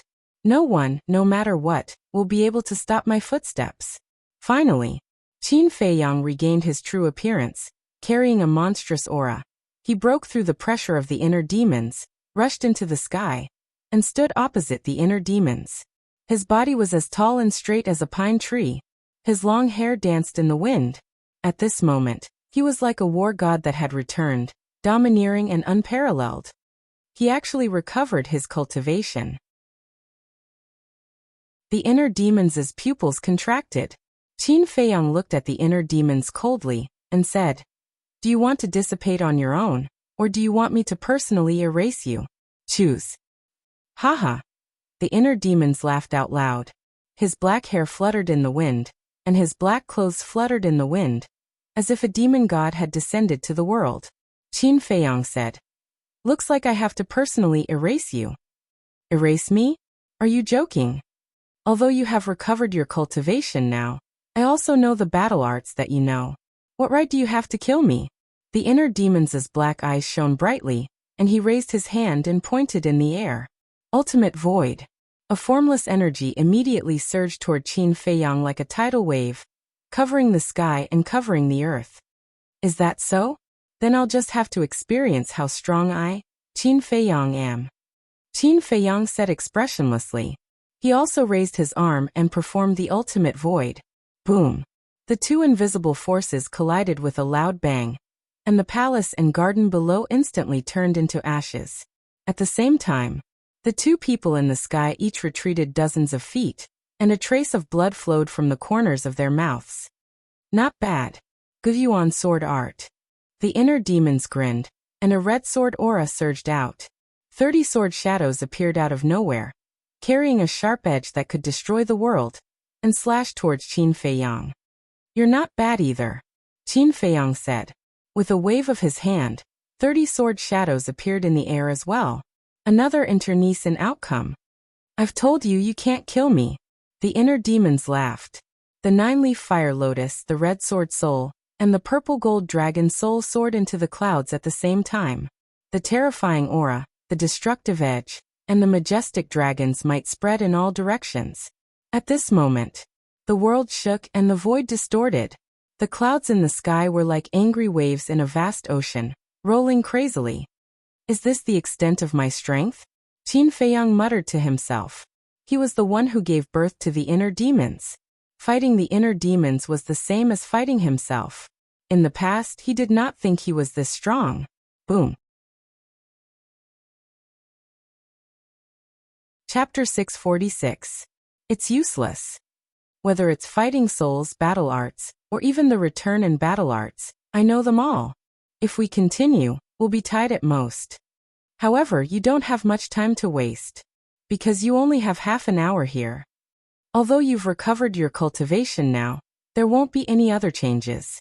In the end, you'll still forget everyone, everything, and even battle arts and fighting souls. The inner demons laughed wildly. Is that so? Then let me tell you, you'll be the one who disappears in the end. Qin Feiyang said. I really don't know where you got your confidence from. The inner demons mocked. My confidence comes from my belief. But you don't have belief, only desire in your heart. In fact, it's all my fault. I was too obsessed, otherwise you wouldn't have been born. Qin Feiyang sighed. What's the use of saying so much nonsense? Only by fighting to the end will we know who will be the one who survives in the end. Come on. The inner demons roared to the sky. You're right. Fighting is the best choice. Only one can survive today. This person must be me. Qin Feiyang's eyes shot out a fierce light. Accompanied by an earth-shattering sound, the 6 fighting souls cut across the sky at the same time and collided with each other. Immediately, a destructive wave, with this place as the center, surged out in all directions. Wherever it passed, the ground cracked and the void shook. The towering halls collapsed one after another. The rumbling was deafening and dust covered the sky. Puff! At the same time, Qin Feiyang and the inner demons spat out a mouthful of blood. However, Qin Feiyang only retreated a few feet before he stabilized his body. However, the inner demons was sent flying on the spot. Even his physical body cracked and blood stained the sky. How is this possible? The inner demons' face was full of disbelief. They had the same cultivation and the same fighting soul. But why was there such a huge gap between them? Although you have everything that I have, you are still the inner demons. Qin Feiyang looked at the inner demons without any emotion in his eyes. Is that so? The inner demons muttered to themselves. Suddenly they shouted hysterically, I don't believe it. Boom. A blood-red light burst out of his body. His long hair and eyes quickly turned blood-red, and his fighting spirit soared into the sky.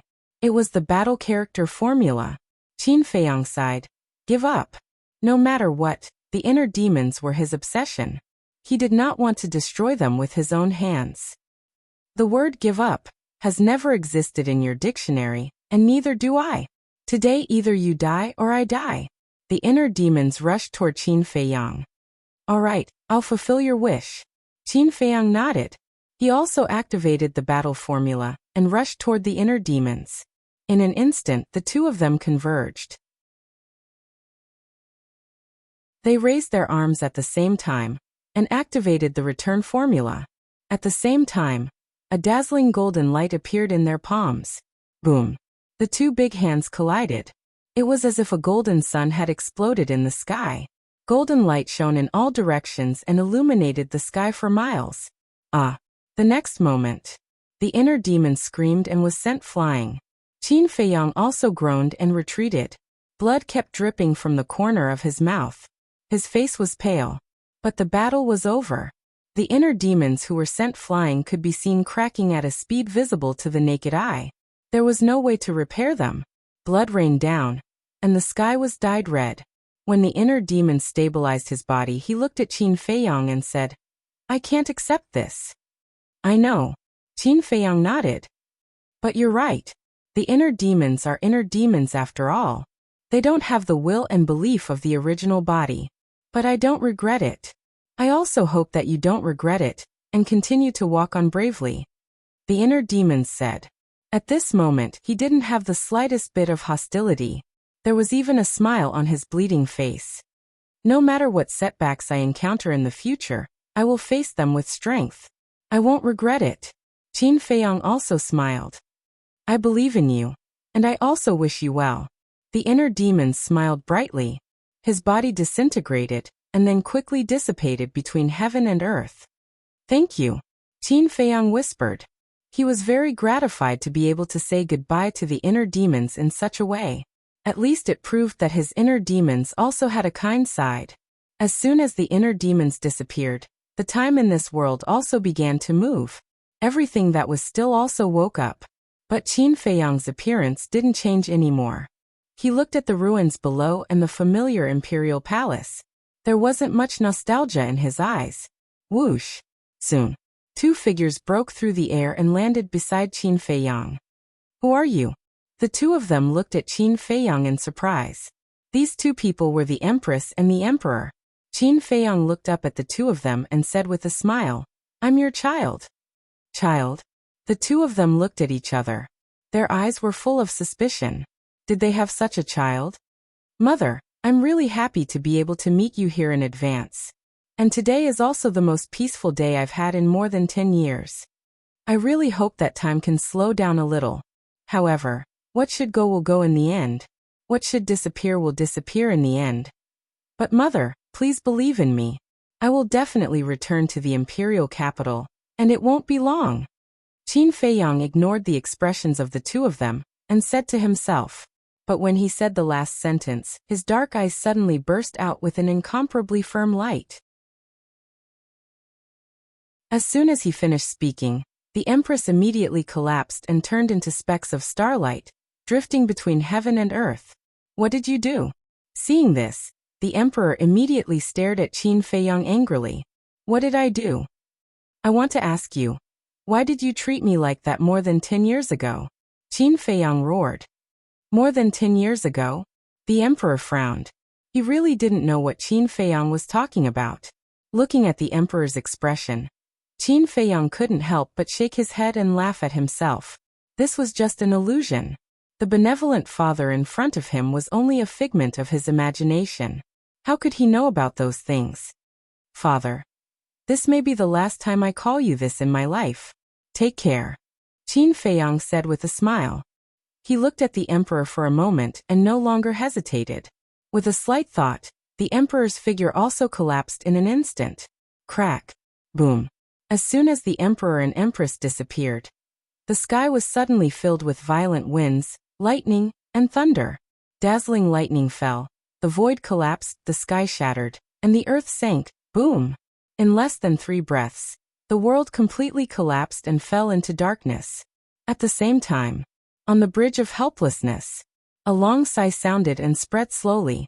Qin Feiyang, who was standing under the door frame, had a touch of sadness between his eyebrows. He looked up at the blood-red sun in the sky. The illusion was finally over.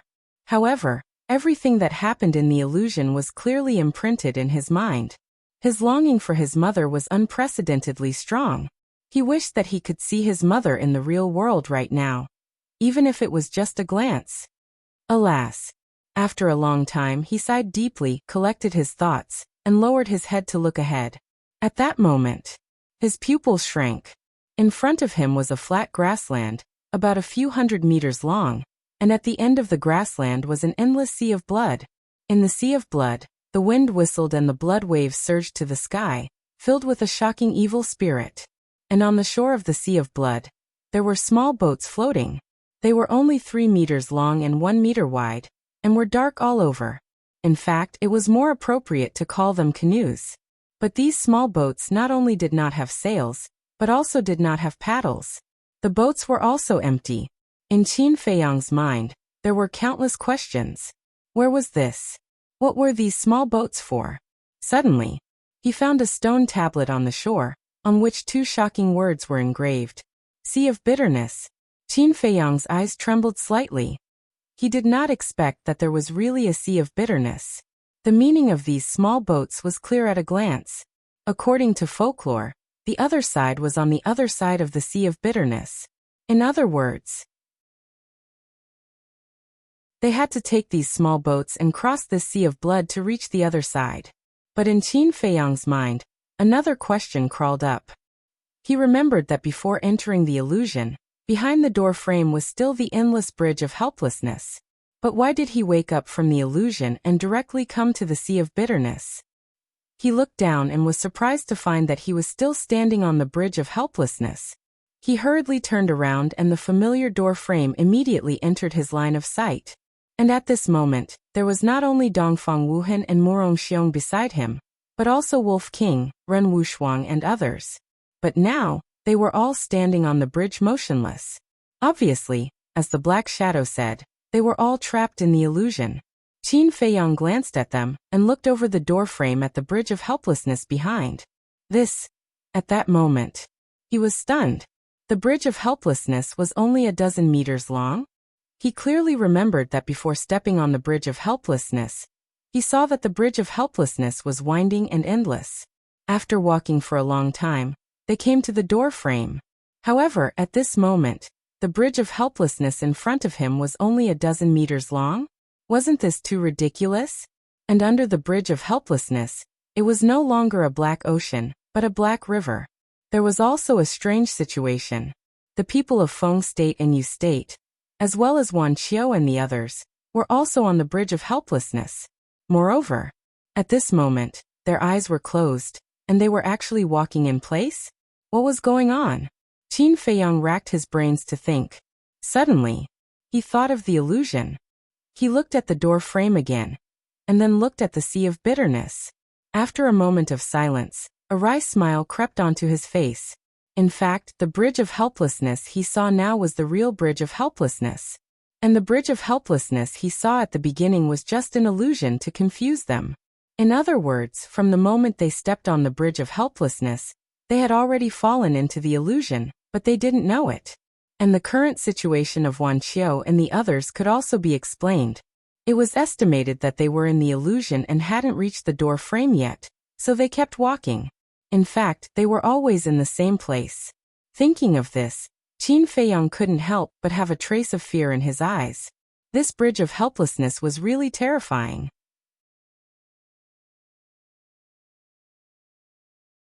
Chapter 647. But fortunately, everything was over. The next problem to consider was how to wake up Wolf King and the others from the illusion. Wake up, all of you! All of a sudden, Qin Feiyang roared. Wolf King immediately shuddered and opened his eyes, which were full of confusion. It worked. Qin Feiyang was a little stunned. He just tried it casually, but he didn't expect that it would really wake up Wolf King. Wolf King glanced at the blood sea, then at the bridge of helplessness, and asked suspiciously, "Little Qinzi, where is this?" "It's the sea of bitterness in front of us." Qin Feiyang briefly explained the situation. Wolf King nodded and said, "It turns out that what I saw before was just an illusion." He looked a little disappointed. Qin Feiyang asked curiously, "What did you see in the illusion?" "I saw a gold mountain, countless treasures, and even the flower of life and the fire of life." Wolf King chuckled. Thinking of it now, his eyes couldn't help but turn green and drool. "That's it." Qin Feiyang was stunned. "What else? I'm such a simple wolf. How could I be trapped there? Even without your reminder, I can walk out of the illusion by myself."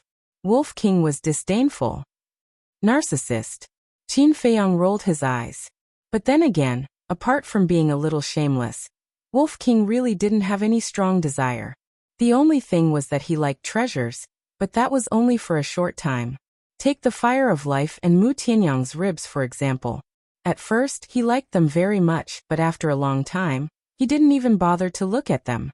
It could be said that Wolf King's heart was actually purer than anyone else's.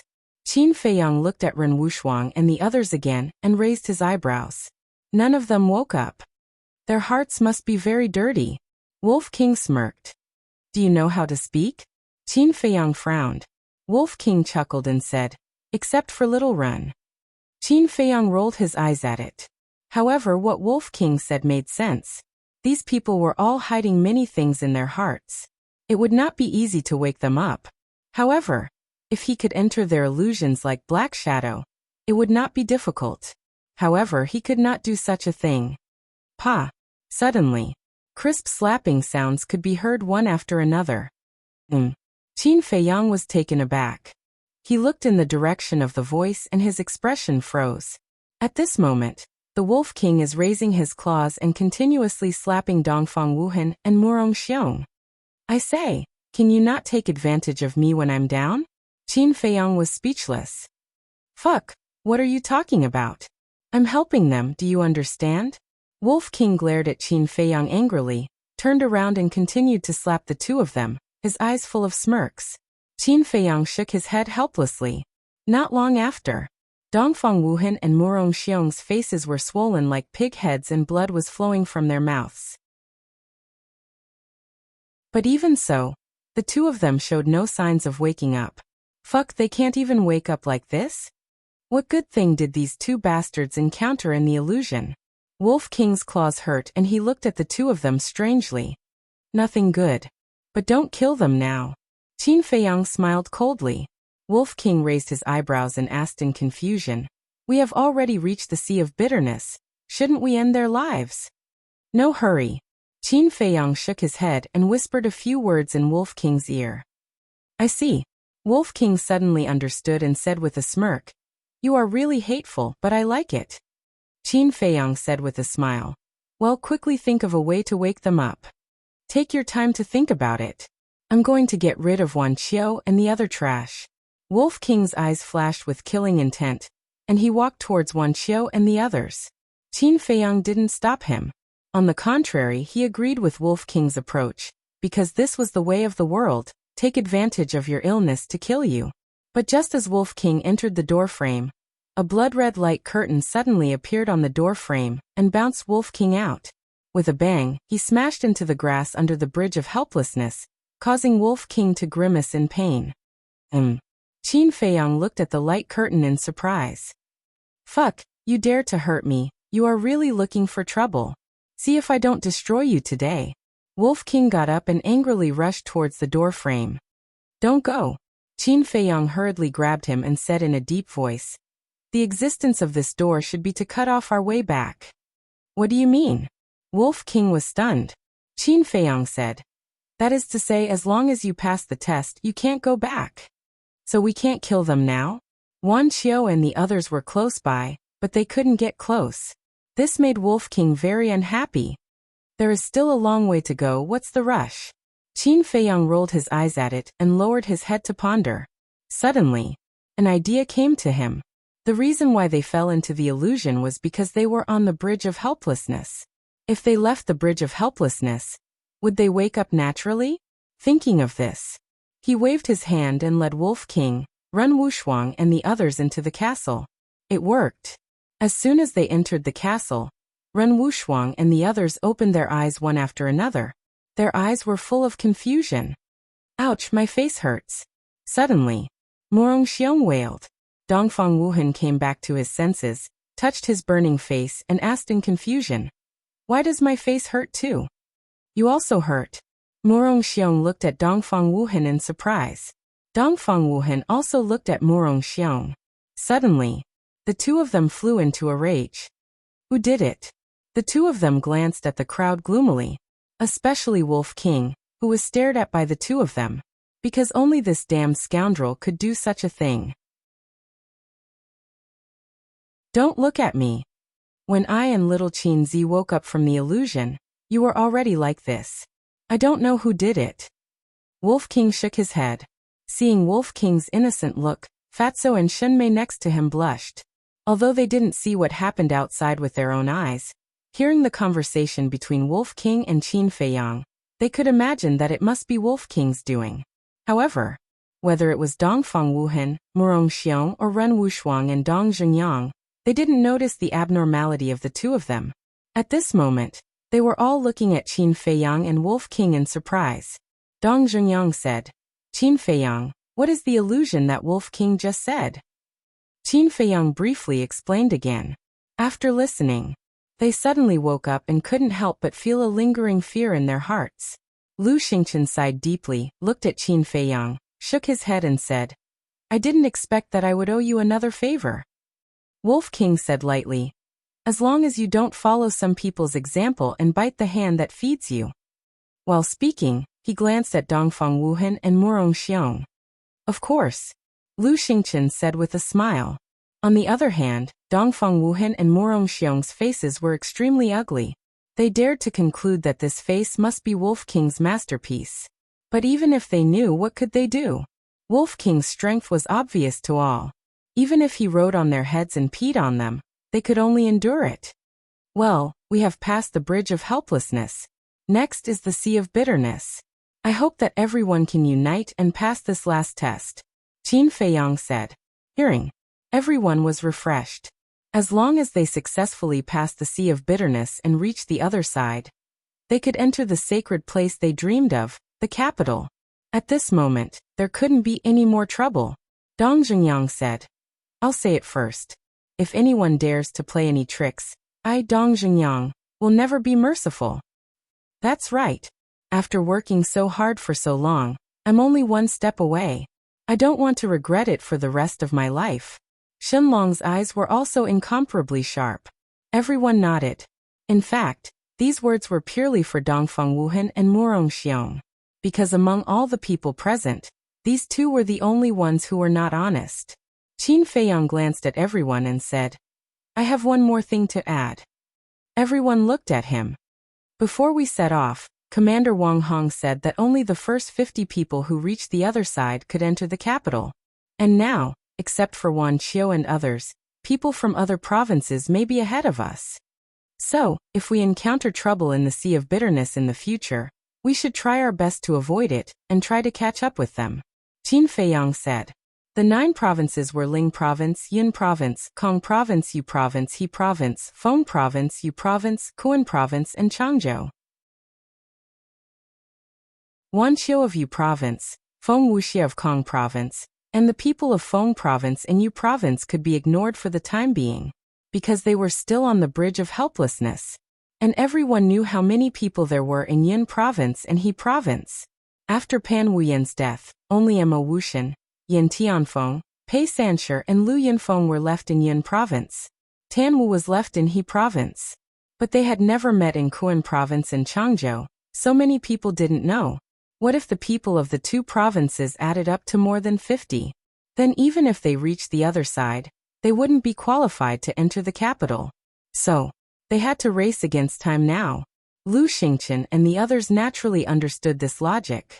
After Qin Feiyang finished speaking, they all nodded in agreement.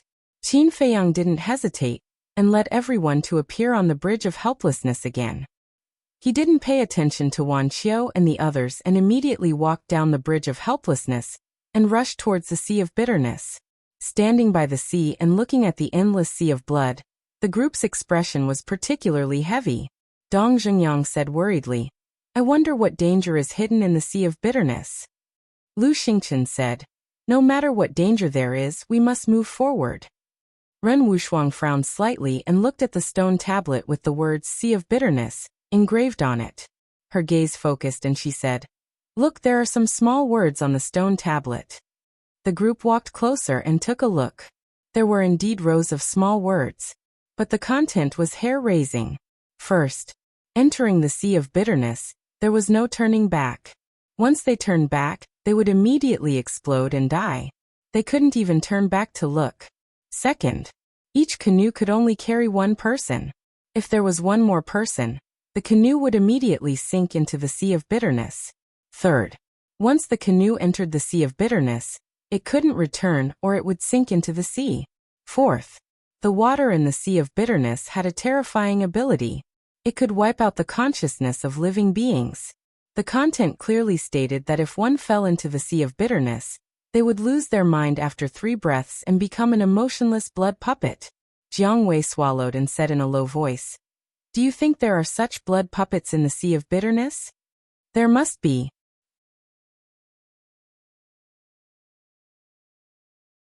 Chapter 648. Qin Feiyang's words were not without basis. The 9 regions' Great War would be held every 10 years.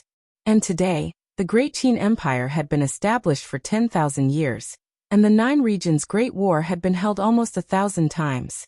One could imagine how many people had entered the 9 Nether Yellow Springs and how many people had died in the 9 Nether Yellow Springs. So, in the Sea of Bitterness, there would definitely be blood puppets. Hearing Qin Feiyang's affirmative answer, everyone's heart couldn't help but sink to the bottom. Dongfang Wuhan said, Junior brother Qin, why don't you send me to the castle? As the king of the inner palace, it was very shameful to say such words. But there was nothing he could do. He was afraid. Between his life and his dignity, he chose his life without hesitation. Senior brother Qin, help me too. Morong Xiong clenched his teeth and looked at Qin Feiyang as he pleaded. Ren Wushuang looked at the 2 of them angrily and said, you are at least the best of the younger generation in my spiritual state. How can you be so cowardly? Then, he looked at Qin Feiyang and said in a non-negotiable tone, I won't allow you to help them. Dongfang Wuhan and Morong Xiong immediately lowered their heads in shame. Qin Feiyang's eyes flashed as he looked at the 2 of them and said, if you can really abandon your dignity, I can send you to the castle. Feiyang. Ren Wushuang shouted angrily. Qin Feiyang waved his hand at Ren Wushuang and quietly looked at Dongfang Wuhan and Morong Xiong. The 2 of them struggled for a moment before cupping their hands and saying, thank you, junior brother Qin. Obviously, they still chose to enter the castle. You. Ren Wushuang stared at the 2 of them angrily and finally turned his head to look elsewhere. Out of sight, out of mind.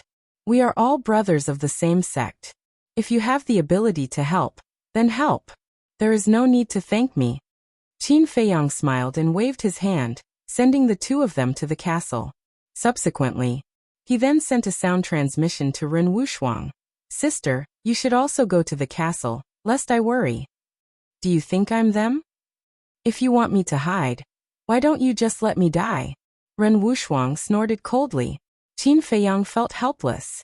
He lowered his head and looked at Wolf King. You also go to the castle. I'm not going. Wolf King turned his head, looking incomparably arrogant. I must go. Qin Feiyang said coldly and directly sent Wolf King in. This was because Wolf King was too active and curious about everything. Who knew when he would turn around to take a look? Furthermore, he felt that the Sea of Bitterness was even more terrifying than what was described on the stone tablet. What about you guys? Qin Feiyang looked at Lu Xingqian and Dong Jingyang. Lu Xingqian smiled and said to King Crocodile, who was lying on his shoulder, You go and hide too. Since entering the gates of hell, King Crocodile had become the size of a palm and had been lying on his shoulder. As for King Crocodile's ability to transform, it was naturally given by Lu Xingqian.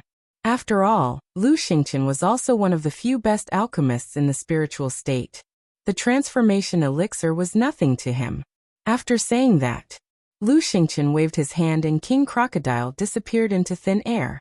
Then he walked straight to the side of a small boat. Why did King Crocodile disappear? Looking at this scene, Ren Wuxia and the others were surprised.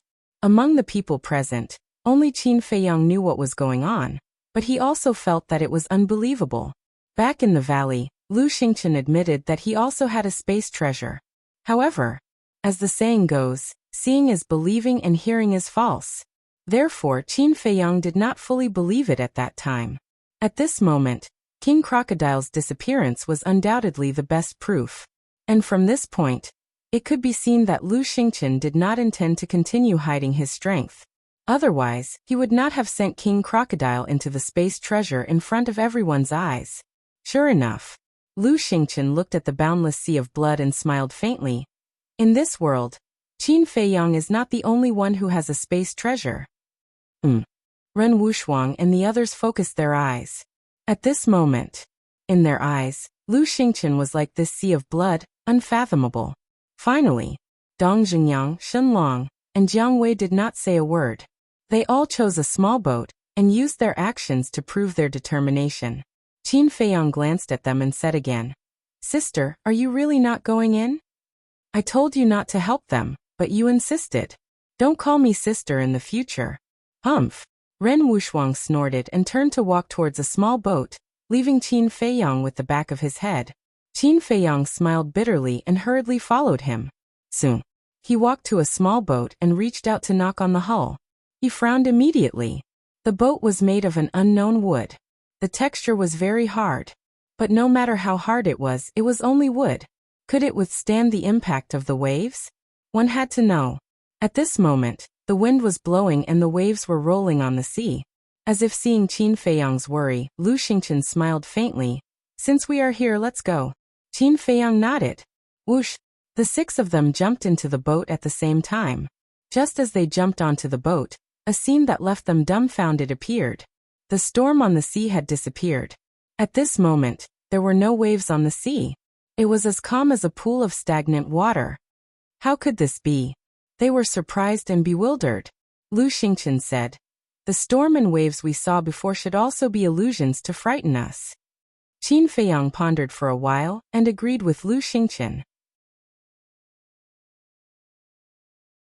On one side there were huge waves and on the other side, there was a weak boat.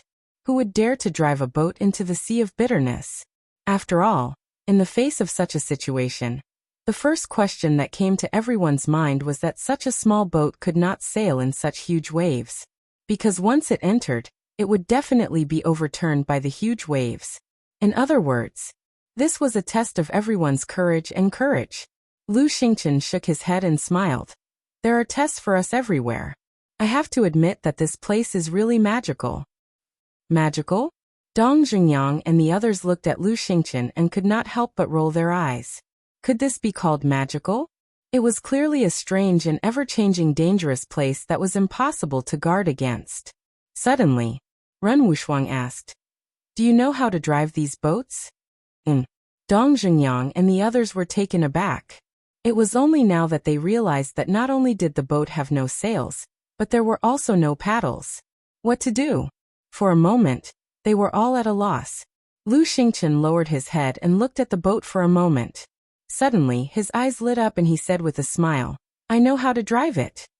They all looked at Lu Xingchen, including Qin Feiyang. Although this boat is made of wood, this kind of wood is comparable to divine iron. According to my observations, every single boat here can be considered a saint artifact. As long as we inject battle qi into it, we can drive the boat. And the speed of the boat is determined by the amount of battle qi we inject. In short, the more battle qi we inject, the faster it will go. Lu Xingchen said. They suddenly understood. Shen Long asked, "What is a holy weapon?" Dong Zhengyang, Jiang Wei, and Ren Wushuang also looked at Lu Xingchen suspiciously. However, when Qin Feiyang looked at Lu Xingchen, his eyes were filled with disbelief. Lu Xingchen said with a smile, "Brother Qin must also know about holy weapons. If you want to know, ask him." The four of them looked at Qin Feiyang in confusion. "Let's talk about it later." Qin Feiyang smiled faintly. A wisp of red sword qi emerged and injected into the boat. Splash! The boat immediately moved forward slowly, and circles of ripples appeared on the sea. Really? Qin Feiyang was a little surprised. He couldn't help but look at Lu Xingchen again and shouted, "Remember, don't look back. Let's go." At that moment, Lu Xingchen and the others mobilized the battle qi in their sea of qi and drove the boat, following Qin Feiyang into the depths of the Blood Sea. From beginning to end, the six people's boats were all moving side by side, and they were all controlled at the same speed. In this way, if something happened to someone, the others could think of a way to rescue them in time. Although they couldn't look back in the sea of bitterness, they could still turn their heads to look to the left and right. Soon, the six boats entered the deep sea, and the journey was calm. The six people's nervous moods also slowly eased. Qin Feiyang glanced at Ren Wushuang and the others, and secretly transmitted a message to Lu Xingchen. "How do you know about holy weapons? Don't tell me you saw it in an ancient book. I don't believe this nonsense." Lu Xingchen secretly laughed. "Holy weapons are not a secret in the capital. It's not strange that I know." "What do you mean? Are you also from the capital?" Qin Feiyang was surprised. Lu Xingchen was silent for a moment, and said with a faint smile, "Kind of." "Kind of?" Qin Feiyang raised his eyebrows. Yes was yes, no was no. What did he mean by kind of? This was too ambiguous. "Feiyang, there's a problem with my boat. Wait for me." Suddenly, Ren Wushuang's voice sounded from behind. Qin Feiyang was shocked and instinctively turned his head to look, but suddenly remembered that he couldn't turn his head back, so he hurriedly turned his head back. What was going on? He looked to the left with a look of surprise, because Ren Wushuang's boat was on his left next to him. In the end, he found that there was no problem with Ren Wushuang's boat, and it was still moving side by side with everyone. Moreover, at this moment, Ren Wushuang was also looking ahead, concentrating on steering the boat. But who was the one who made the sound from behind? Sensing Qin Feiyang's gaze, Ren Wushuang turned his head to look at him and asked in confusion, "Why are you looking at me?" Qin Feiyang transmitted, "Did you call me just now?" "Call you? I haven't spoken from the beginning to the end. When did I call you?" "You're out of your mind." Ren Wushuang rolled his eyes at him and directly turned his head to look forward, ignoring Qin Feiyang. She was still angry. "You didn't call me?" Qin Feiyang frowned. But Ren Wushuang, who had just turned his head, suddenly trembled and slowly turned his head to the back. Seeing this, Qin Feiyang's face changed and he shouted, "What are you doing? Turn back." Immediately, Ren Wushuang quivered and quickly turned his head back, his eyes full of surprise. At the same time, Qin Feiyang's shout also alarmed Lu Xingchen and the others. "What's going on? Wushuang, do you want to die?" They all looked at her in shock and anger. "I just heard my father's voice. He said he was behind us and told me to wait for him. He's not dead. He's still alive." Ren Wushuang looked at them and became more and more excited. "What? Uncle Ren is not dead?"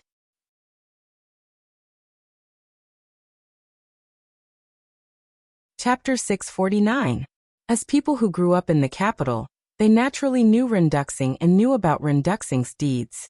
But wasn't Renduxing dead? How could he be in the underworld? Xingqian, Uncle Ren's boat is about to sink, help Uncle Ren. Zhengyang, Uncle Ren's boat is about to sink, help Uncle Ren. Suddenly, a voice came from behind and entered the ears of Lu Xingqian and Dong Zhengyang. The two of them were slightly stunned and immediately overjoyed. Renduxing was really behind. But then, their faces suddenly changed. The boat was about to sink? How could this be? They must help Renduxing. The two of them immediately turned their heads and looked behind them. The prompt on the stone tablet was completely thrown to the back of their minds at this time. Back to Qin Feiyang. Hearing Ren Wushuang's words, he lowered his head and fell into deep thought. Lu Xingqian and the others didn't know, but he knew very well that Renduxing couldn't leave the ruins and couldn't appear here at all. But why would Ren Wushuang hear Renduxing's voice? The most important thing was that if Renduxing was really behind them, he should have heard it too. But just now, he didn't hear Renduxing's voice at all. In addition, the voice of Ren Wushuang he heard at the beginning was also strange. What was going on? Could it be suddenly? Qin Feiyang seemed to have thought of something and his eyes suddenly trembled. He looked up at the crowd and happened to see Dong Zhengyang and Lu Xingqian who were turning their heads. Immediately, Qin Feiyang's face changed and he shouted, "This is an illusion, don't look back." Boom. As soon as these words came out, Lu Xingqian and Dong Zhengyang were like a bolt from the blue. Their bodies and minds trembled, and they hurriedly turned their heads. Cold sweat broke out all over their bodies. If it weren't for Qin Feiyang's timely reminder, they would have already turned around. Earlier, I also heard Ren Wushuang calling me from behind. However, when I asked her, she told me that she wasn't calling me. After that, Ren Wushuang immediately heard her father calling her. But as far as I know, Renduxing is not here at all. So, I'm sure that the voices we heard were illusions. Qin Feiyang said in a deep voice. Lu Xingqian frowned and nodded. That seems to be the case. I also heard Uncle Ren's voice just now. He said that the ship is about to sink and asked me to help him. Dong Zhengyang said. I heard it too, and I said exactly the same thing. That's right. The sea of misery can make us hallucinate. Its goal is to lure us back and make us explode. Remember, no matter what you hear, don't turn around. If you can't control yourself, slap yourself. Qin Feiyang warned with a serious face. Pain can keep people awake. Understood. Dong Zhengyang and the other three nodded. It's just an illusion. But hearing these words, Ren Wushuang muttered to herself, her face full of disappointment. Qin Feiyang glanced at her. He wanted to comfort her, but he didn't know how to do so. Suddenly, Ren Wushuang looked at Qin Feiyang and said, How can you be so sure that my father is not here? Qin Feiyang was stunned and secretly scolded himself for being stupid. He accidentally let it slip. Ren Wushuang said, Don't try to lie to me. Tell me honestly. Do you know something? Hearing this, Lu Xingqian and the other three also looked at Qin Feiyang in surprise. Qin Feiyang pondered for a moment and nodded.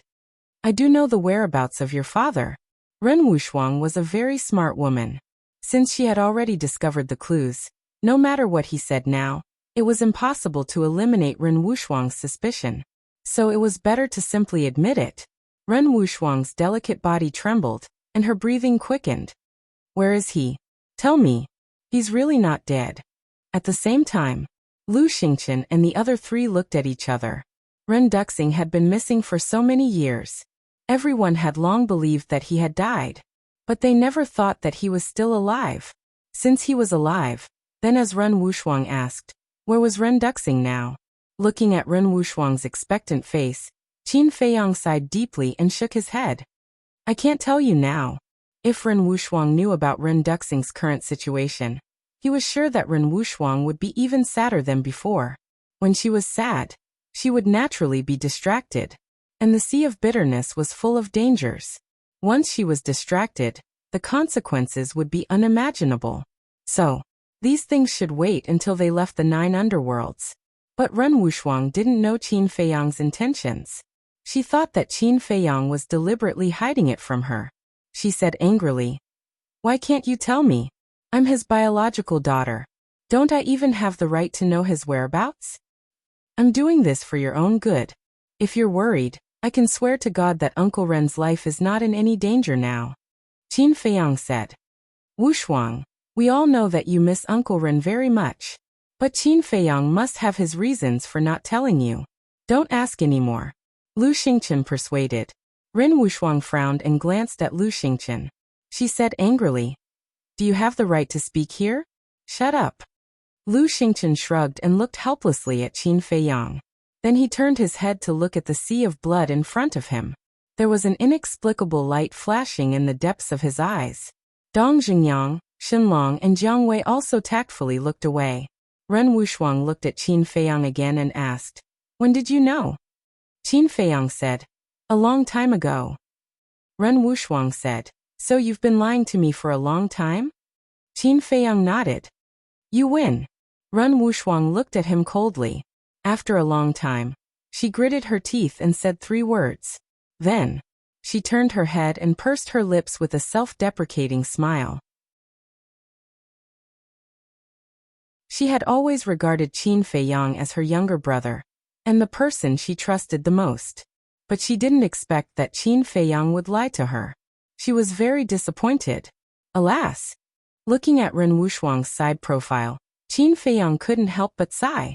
Although he lied to Ren Wushuang, he didn't want Ren Wushuang to worry. Even if Ren Wushuang was angry now, he didn't regret it.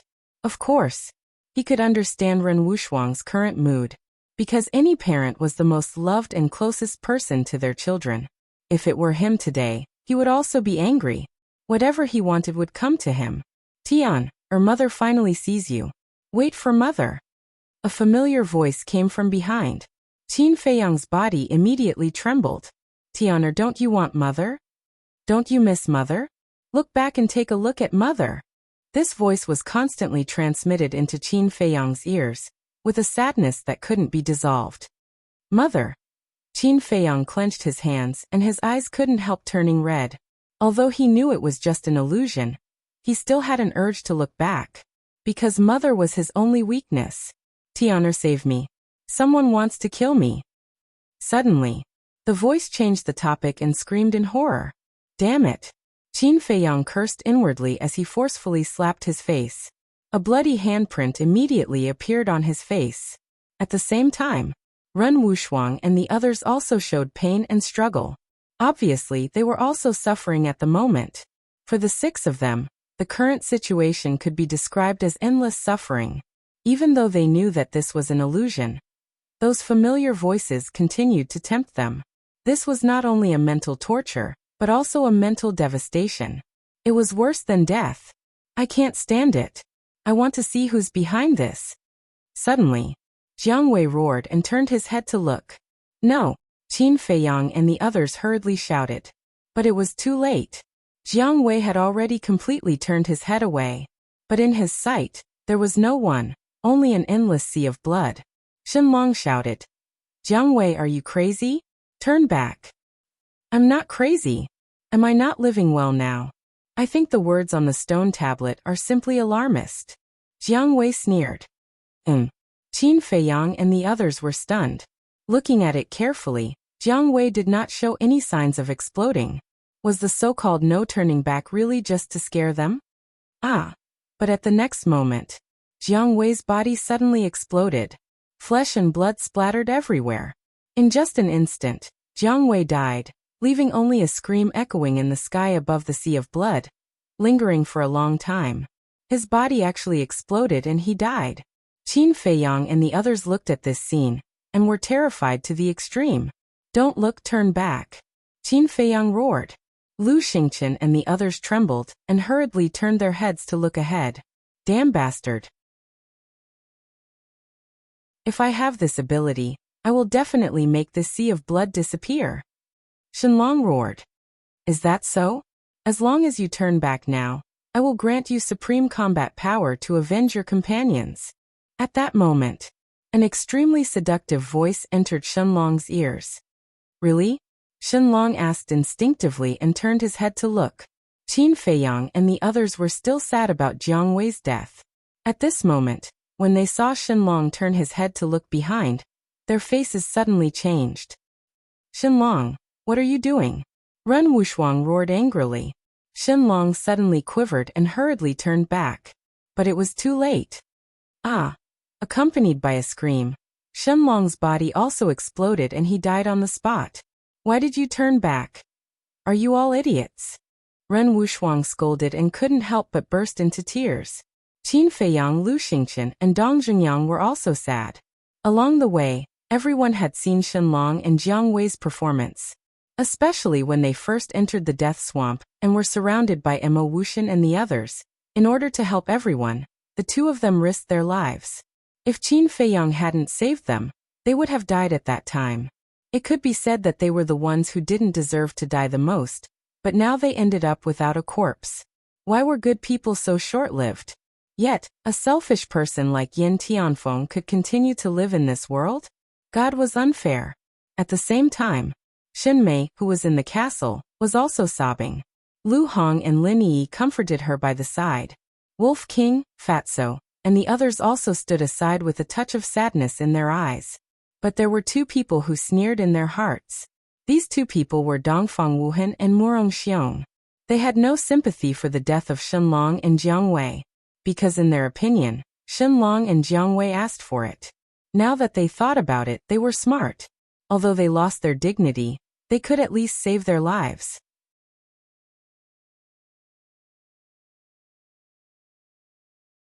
Chapter 650. Suddenly, Fatso noticed Dongfang Wuhan's expression and said, "Brother Wolf, guess what they are thinking now?" Wolf King glanced at the two of them and sneered. "Do you still need to guess? They must be secretly happy in their hearts." If he didn't know Qin Feiyang's plan, he would have killed the two of them right now. Outside, a dead person was like a lamp going out. Shenlong and Jiang Wei's boat automatically left the team and turned around to float towards the starting point of the Sea of Bitterness. But where was the end of the Sea of Bitterness? Qin Feiyang and the other three looked at the sea in front of them, their faces full of hesitation. They didn't know what kind of danger was waiting for them ahead. They didn't even know if they could leave the Sea of Bitterness alive. Qin Feiyang took a deep breath, looked at Ren Wuxia and the other two, and said, "The dead can't come back to life, it's useless to be sad. Let's go." At that moment, the four of them poured battle qi into the boat without reservation. Crash! The four boats broke through the wind and waves, moving almost as fast as their flying speed, and swept towards the end of the sea like lightning. Time flew by. Half a month passed. The illusion had not disappeared, and all kinds of tempting voices were lingering in their ears all the time, tormenting them both physically and mentally. Especially at night, the tempting voices were full of tricks. Several times, the four of them almost turned around. It had only been half a month, but it felt as long as a few centuries. On this day, 3 boats floated in front of them, but there was no one in the boat. There was no doubt that the people on these 3 boats had also met with misfortune. This made Qin Feiyang and the other 3 even more vigilant. "Brother Qin, wait for us." Another 3 days passed. A very familiar voice sounded from behind. Qin Feiyang raised his eyebrows. The owner of this voice should be the valiant woman from Fengzhou, but he didn't know whether this was an illusion or not. He looked at Ren Wuxia and the other 2 and asked, "Did you hear that?" Yes. The 3 of them nodded. Although they heard it, no one dared to believe it easily, because even if the woman from Fengzhou was really behind them, they didn't dare to look back. If they didn't dare to look back, then they couldn't confirm whether it was true or false. This was the most painful thing for them. "Brother Qin, this is not an illusion. We are really behind you. Why don't you slow down and wait for us?" The woman from Fengzhou spoke again. Qin Feiyang and the other 3 looked at each other and hesitated. After pondering for a moment, Lu Xingqian said, "Let's just wait and see. If it really is them, it might not be a bad thing for us." Dong Jungyang nodded and said, "That's right. The bitter sea is full of dangers. One more person means one more helper." Moreover, the people from Feng Province and Yu Province are quite strong. The boat could only accommodate one person. It was also impossible to fly above the Sea of Bitterness. Therefore he could no longer count on Wolf King, Fatso, and the others in the castle. If they encountered a crisis, they could only shoulder it themselves. After some discussion, the four of them slowed down and waited quietly. Voila! A short while later, the sound of surging waves could be heard from behind. In less than 10 breaths' time, 4 small boats appeared side by side beside Qin Feiyang's group. The four of them looked over. It was indeed the people from Feng Province and Yu Province. But why were there only 4 people? They remembered that when they met at the Bridge of Helplessness, there were a total of 13 people. The others are all dead. Only the 4 of us 3-star battle grandmasters survived. The blue-haired youth sighed.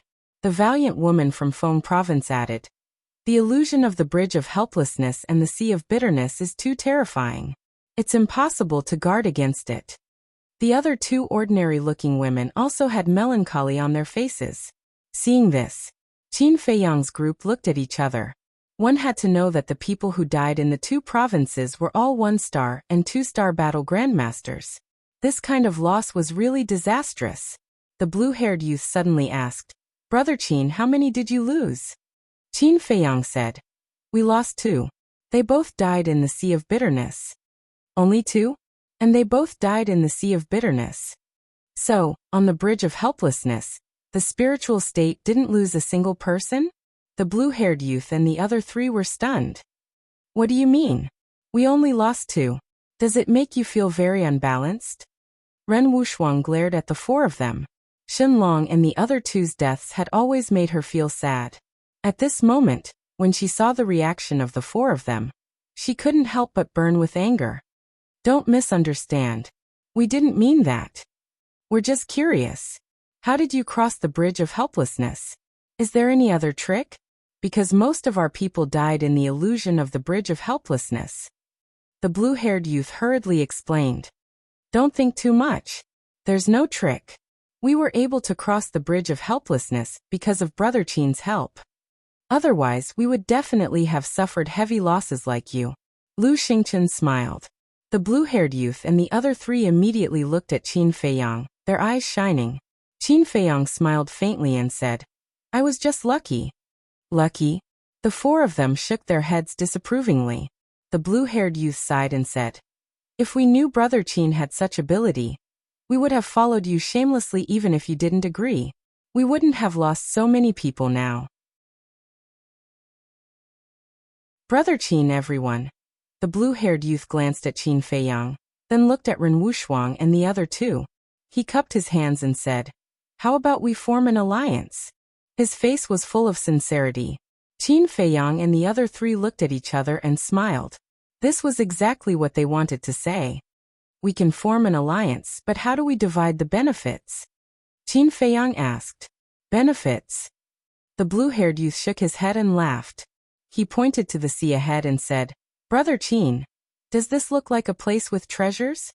Qin Feiyang said, "Whether there is or not, it's always good to make it clear in advance.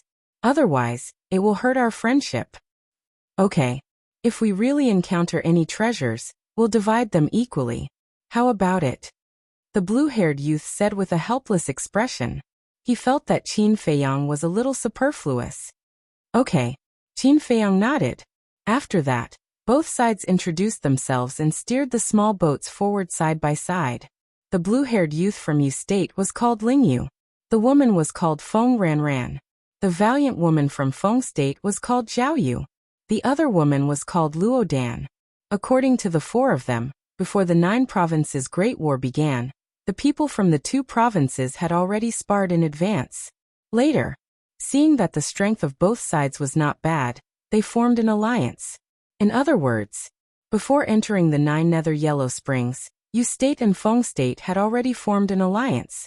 It was no wonder that when Lingyu was trying to break through to the 3-star war grandmaster, Zhaoyu and the others from Feng State would help protect him. From this point, it also reflected that the people from the 2 provinces were still trustworthy. Time flew by.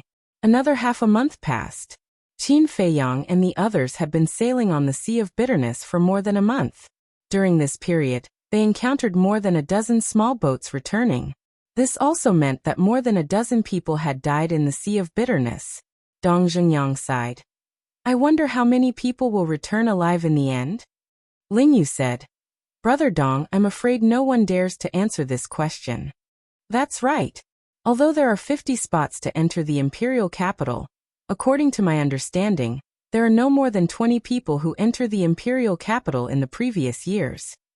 Lu Xingchen said. It was fine if the two of them didn't speak, but once they did, everyone's mood seemed a little low. Look, there's someone in front. Suddenly, Ren Wuxia exclaimed. Everyone raised their heads and their pupils immediately contracted. There was indeed a person standing on the sea in front of them, but because it was too far away, they couldn't see it clearly. However, they could clearly see that there was no boat under that person's feet. He was standing on the sea out of thin air. What's going on? The 8 of them were extremely surprised. Qin Feiyang said. Slow down, be careful.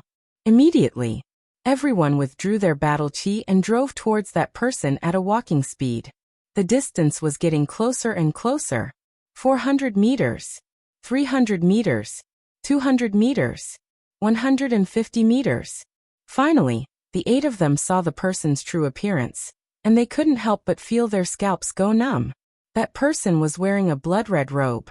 His long hair, eyes, and skin were all blood-red, and there was even blood flowing from his body. This blood was the seawater of the Sea of Bitterness. Moreover, he was really standing on thin air, without any support under his feet. Qin Feiyang said in a low voice. He should be the blood puppet recorded on the stone tablet. Quickly take a detour. This person was about 1.8 meters tall and had regular facial features. Overall, he gave off an extraordinary aura, and it could be seen that he was one of the best in a province when he was alive. However, at this moment, he had become a killing machine in the Sea of Bitterness. Dong Jingyang and the others nodded and immediately steered the boat beside Qin Feiyang. They took a detour, maintaining a distance of more than 100 meters from the blood puppet. The blood puppet didn't stop them. It just stared at them, and its blood-red eyes revealed a ruthless coldness. Roar. However, just as they were about to take a detour, the blood puppet suddenly opened its mouth and roared like a beast. Immediately after, it began to run on the sea of blood, and its target was Qin Feiyang and the others. It can actually run on the surface of the sea? Qin Feiyang and the others were dumbfounded. The valiant woman Zhao Yu said, I'll deal with it. You guys pay attention to the surroundings, there may be other blood puppets. Let me test its strength. Qin Feiyang pointed his index finger in the air, and an invisible force suddenly roared out. Wherever it passed, it set off a huge wave that was several feet high. However, just as the invisible energy was about to hit the blood puppet flickered and easily dodged the attack, continuing to charge towards Qin Feiyang and the others. So fast. The 8 of them were shocked. Boom. The blood puppet rushed over and punched Zhao Yu because Zhao Yu was the closest to it. The terrifying force was earth-shattering, and for a moment, the boat under their feet was like a leaf in the wind, shaking wildly. They hurriedly activated their battle aura, and condensed a battle aura boundary to stop the blood waves. However, they were shocked to find that the water in the Sea of Bitterness could actually erode their battle aura. A battle aura boundary could only last for 3 breaths at most. Get rid of it quickly. Lu Xingchen shouted at Zhao Yu. Get rid of it immediately. Zhao Yu's eyes were cold. With a wave of her hand, sword energy surged, and a 3-foot-long sword instantly appeared out of thin air. A person who has lost his mind should obediently go to hell and become a ghost. Sacred sword judgment. Immediately.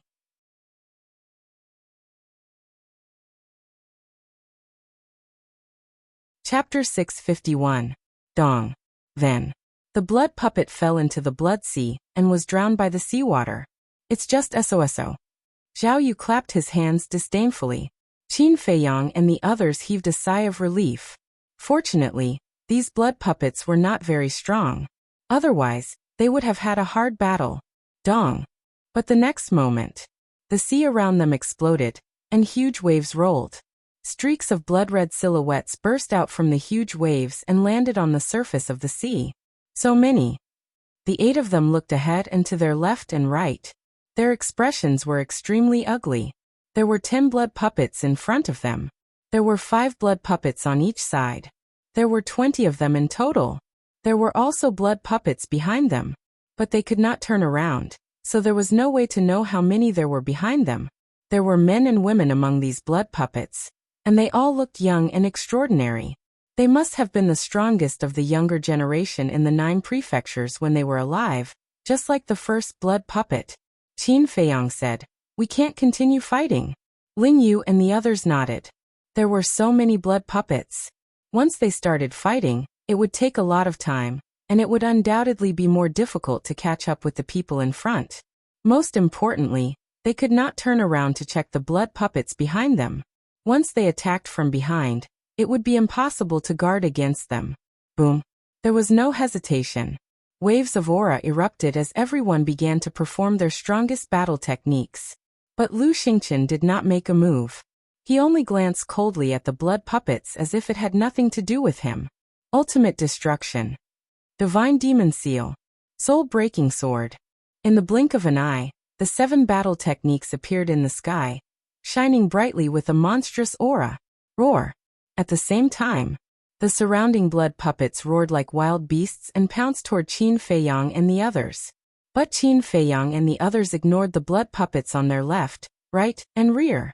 Their eyes were fixed on the 10 blood puppets in front of them. Kill! The few of them shouted in unison. The 7 battle techniques were like beasts pouncing on their prey. The 3 blood puppets at the front were instantly smashed into pieces. "Let's go!" Qin Feiyang shouted. The group of people immediately drove the small boat, following behind the 8 great war arts as fast as lightning. The combat strength of everyone present was quite impressive. In particular, the 4 of them were all 3-star combat grandmasters. With their battle arts, they could even fight a 6-star combat grandmaster. Judging from their strength, these blood puppets weren't any weaker than them. However, they hadn't used any battle arts since the beginning, which meant that they had already forgotten the battle arts they had learned when they were alive. Without a battle art, how could he be a match for them? Wherever the 7 great battle arts went, it could be said that they crushed everything in their path. In less than 3 breaths, the blood puppets in front of him were reduced to ashes. The 8 of them steered the small boat and fled without looking back. In fact, they also wanted to turn around and take a look because they could feel that the blood puppets were chasing after them. However, they did not have the guts to do so. "Feiyang, it's me, Uncle Yuan. I'm behind you, and I'm being attacked by blood puppets. Don't leave me behind." "Wushuang, it's Grandpa. Please save Grandpa." At this moment, the illusions that had tormented them appeared again. Dong Zhengyang roared. "Damn it, can't you do something else? Calm down. If you want to live, no matter who you hear, you can't turn around." Qin Feiyang roared. Dong Zhengyang suddenly shivered, and cold sweat broke out all over his body. Before Jiang Wei died, it was because he was too angry and irritable that he lost his mind and lost his life. If it wasn't for Qin Feiyang's reminder, he would have followed in Jiang Wei's footsteps. Just thinking about it made him afraid. Zhao Yu and the other 3 looked at Dong Zhengyang, and then at Qin Feiyang. They had always been curious as to why Dong Zhengyang and the other 2 were able to survive until now. One had to know. Dong Zhengyang was only a 1-star combat grandmaster. Ren Wushuang was also only a 1-star combat grandmaster. As for Lu Xingqian, he was still hiding his cultivation. In their eyes, he was just an unremarkable war emperor. How could these 3 people reach the Sea of Bitterness? It turned out that it was because Qin Feiyang was constantly reminding them. In other words, although on the surface, Ren Wushuang was the captain, Qin Feiyang was the real core. At the same time, a few miles in front of Qin Feiyang and the others. Crash. On the surface of the sea, the waves were turbulent. More than 20 small boats flew past. Behind them, there was also a group of blood puppets. Among these people, there were a few familiar faces to Qin Feiyang. One of them was Tan Wu. The others were Emma Wuxian, Yin Tianfeng, Pei Sanshi, and Lu Yinfeng. The others had the words Kuan and Chang embroidered on their chests. They were obviously from Kuan Prefecture and Changzhou. And among the people from these 2 prefectures, there were 2 people who were particularly eye-catching. They were 2 young men. They looked to be around 25 or 26 years old. One of them had a head of golden hair, while the other had a head of long green hair. Both of them were tall and straight, and their temperaments were extraordinary. Although these blood puppets are strong, they have all forgotten their battle techniques and are no threat to us. As long as there are no other changes, we will definitely be the first to reach the other side. The golden-haired man stood at the head of the bridge with a confident smile on his face. Of course. As long as we join forces, what can stop us in the 9 nether yellow springs? The green-haired youth said proudly. Mo Wuxian looked at the two of them and said, "Don't forget, there's still Qin Feiyang from the spirit state. This person is not an ordinary person. If you are careless, you will definitely suffer a great loss." The golden-haired youth and the green-haired youth looked at each other with disdain in their eyes. Mo Wuxian, don't brag about Qin Feiyang to the heavens. Our Kuan prefecture and Changzhou are not something your Yinzhou can compare to. Fortunately, Qin Feiyang didn't meet us. Otherwise, we would definitely beat him up until he knelt down and begged for mercy. Isn't that right? What can a small war emperor do? Even if he broke through to the war master level, in our eyes he is just a trash with an undeserved reputation. The people from Kuan prefecture and Changzhou all sneered. Mo Wuxian frowned slightly, as if he was unhappy with the arrogance of these people. However, a smile appeared on his face and he said, "Yes, no matter how strong Qin Feiyang is, how can he be compared to you?" The golden-haired youth smiled and said, "That's right. Since we have formed an alliance, let's not talk about others and destroy our own." Yes, it's my fault." Mo Wuxian nodded, but a light flashed in the depths of his eyes. He smiled and said, "Since we have formed an alliance, shouldn't you guys help me, your ally?" "Of course we should help. Although your strength is not that great, you are still the direct disciple of the Yinzhou prefecture master. Even if you don't give face to the monk, you still have to give face to the Buddha, right? Tell us, what do you want us to help you with?" The golden-haired youth laughed with a hint of contempt in his words. "I'll let you be proud first." Mo Wuxian sneered secretly and said, "Qin Feiyang killed my brother when he entered Yinzhou. This time, I must let him die in the 9 nether underworld and avenge my brother. That's simple. As long as we reach the other side first, even if he doesn't die in the sea of bitterness, I won't allow him to set foot on the other side." The golden-haired youth said. The green-haired youth smiled and said, "I also want to meet this Qin Feiyang. I want to see if his reputation is undeserved. Or does he deserve it?" Mo Wuxian cupped his hands and said with a smile, "Then I'll thank the two of you first." The two of them smiled and ignored Mo Wuxian. At the same time, Tan Wu looked at the three of them with a hint of mockery in his eyes. He had personally experienced Qin Feiyang's means. He was simply a fiend.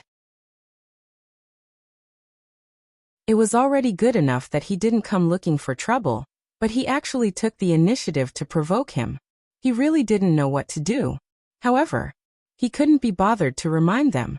On the one hand, these people might not listen even if he reminded them. On the other hand, he was also very happy to see these insensible people fall. "Look, what's that over there?" Suddenly, a cry of surprise sounded. Tan Wu looked up suspiciously, and his eyes were immediately filled with bewilderment. At the end of the left front, there was a blurry outline. That outline was huge and towered into the clouds. Moreover, one could sense a majestic aura from afar. The golden-haired youth shouted, "Go over and take a look." More than 20 small boats immediately changed direction and swept towards the left front. As they got closer, the outline became clearer.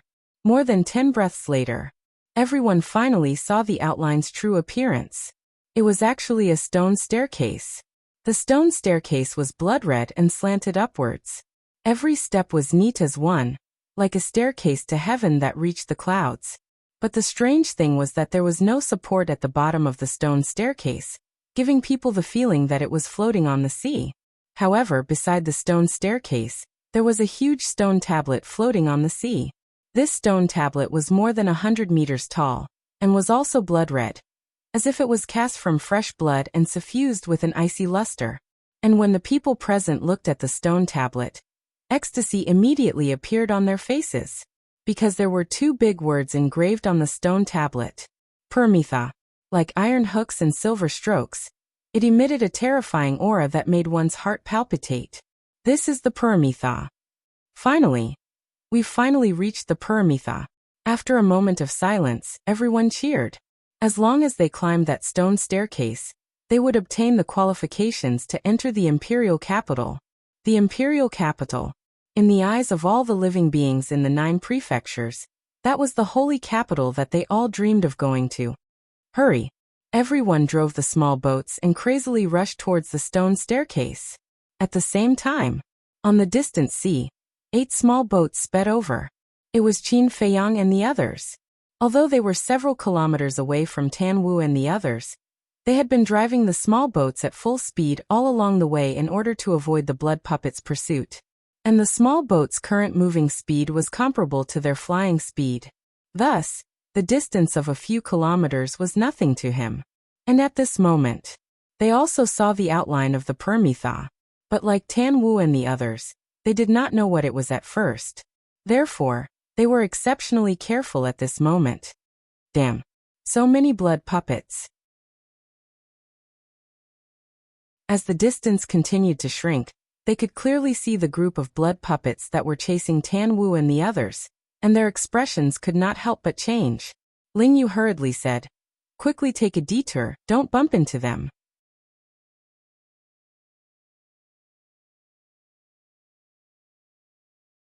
Chapter 652. Don't take a detour. Qin Feiyang shook his head. Why? Ling Yu looked at him in confusion. Qin Feiyang said, "Then answer me first. What are those blood puppets chasing?" Ling Yu frowned. Do you still need to ask? Of course they're chasing someone. That's right. The people from Hezhou, Kuan Changzhou, and Yunzhou are all ahead of us. Therefore, the people that the blood puppets are chasing are definitely them. In other words, we've already caught up with them. Qin Feiyang said. Yes. But because of this, we should take a detour. Because only by avoiding the blood puppets in front of us can we really overtake them. Ling Yu said. You're right, but you ignored the direction those blood puppets are going. See, they're all going for that silhouette. And these blood puppets are chasing Mo Wuxian and the others. If they went there, Mo Wuxian and the others must have gone there too. I'm guessing that the real body of that silhouette is definitely not ordinary. Qin Feiyang's eyes flashed. Ling Yu's pupils shrank. He looked up at the silhouette, and his face was full of surprise. Zhao Yu glanced at Qin Feiyang and said, Ling Yu, we'll do as Brother Qin says. Ling Yu nodded and looked at Qin Feiyang. Brother Qin, please give us your orders. In terms of intelligence, he admitted that he was indeed not as smart as Qin Feiyang. Qin Feiyang said, There's nothing to give, just be prepared for battle at any time. Understood. Everyone nodded. Splash. The 8 boats suddenly turned into sharp arrows, breaking through the waves. Mo Wuxian and the others were only 200 meters away from the other shore. It could be said that they were very close. Everyone was wild with joy. 200 meters. 150 meters. 100 meters. But just as they entered the range of 100 meters, the faces of the 5 people at the front suddenly twisted. Then, the 5 of them turned around at the same time.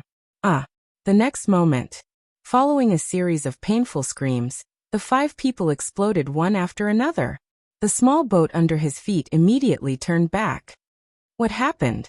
The people behind all stopped in unison and looked at the 5 returning boats in bewilderment. The golden-haired youth looked at Lu Yunfeng and Pei Sanshur and said, You two go take a look. We? The 2 of them raised their eyebrows. The golden-haired youth shouted impatiently, Go now, or don't blame me for being ruthless. A vicious aura immediately rose between the brows of Lu Yunfeng and the other 2. Wasn't this clearly asking them to be cannon fodder? Mo Wuxian transmitted his voice. We are alone and weak. We can't go against them. Hurry up and be careful. The 2 of them looked at Mo Wuxian gloomily.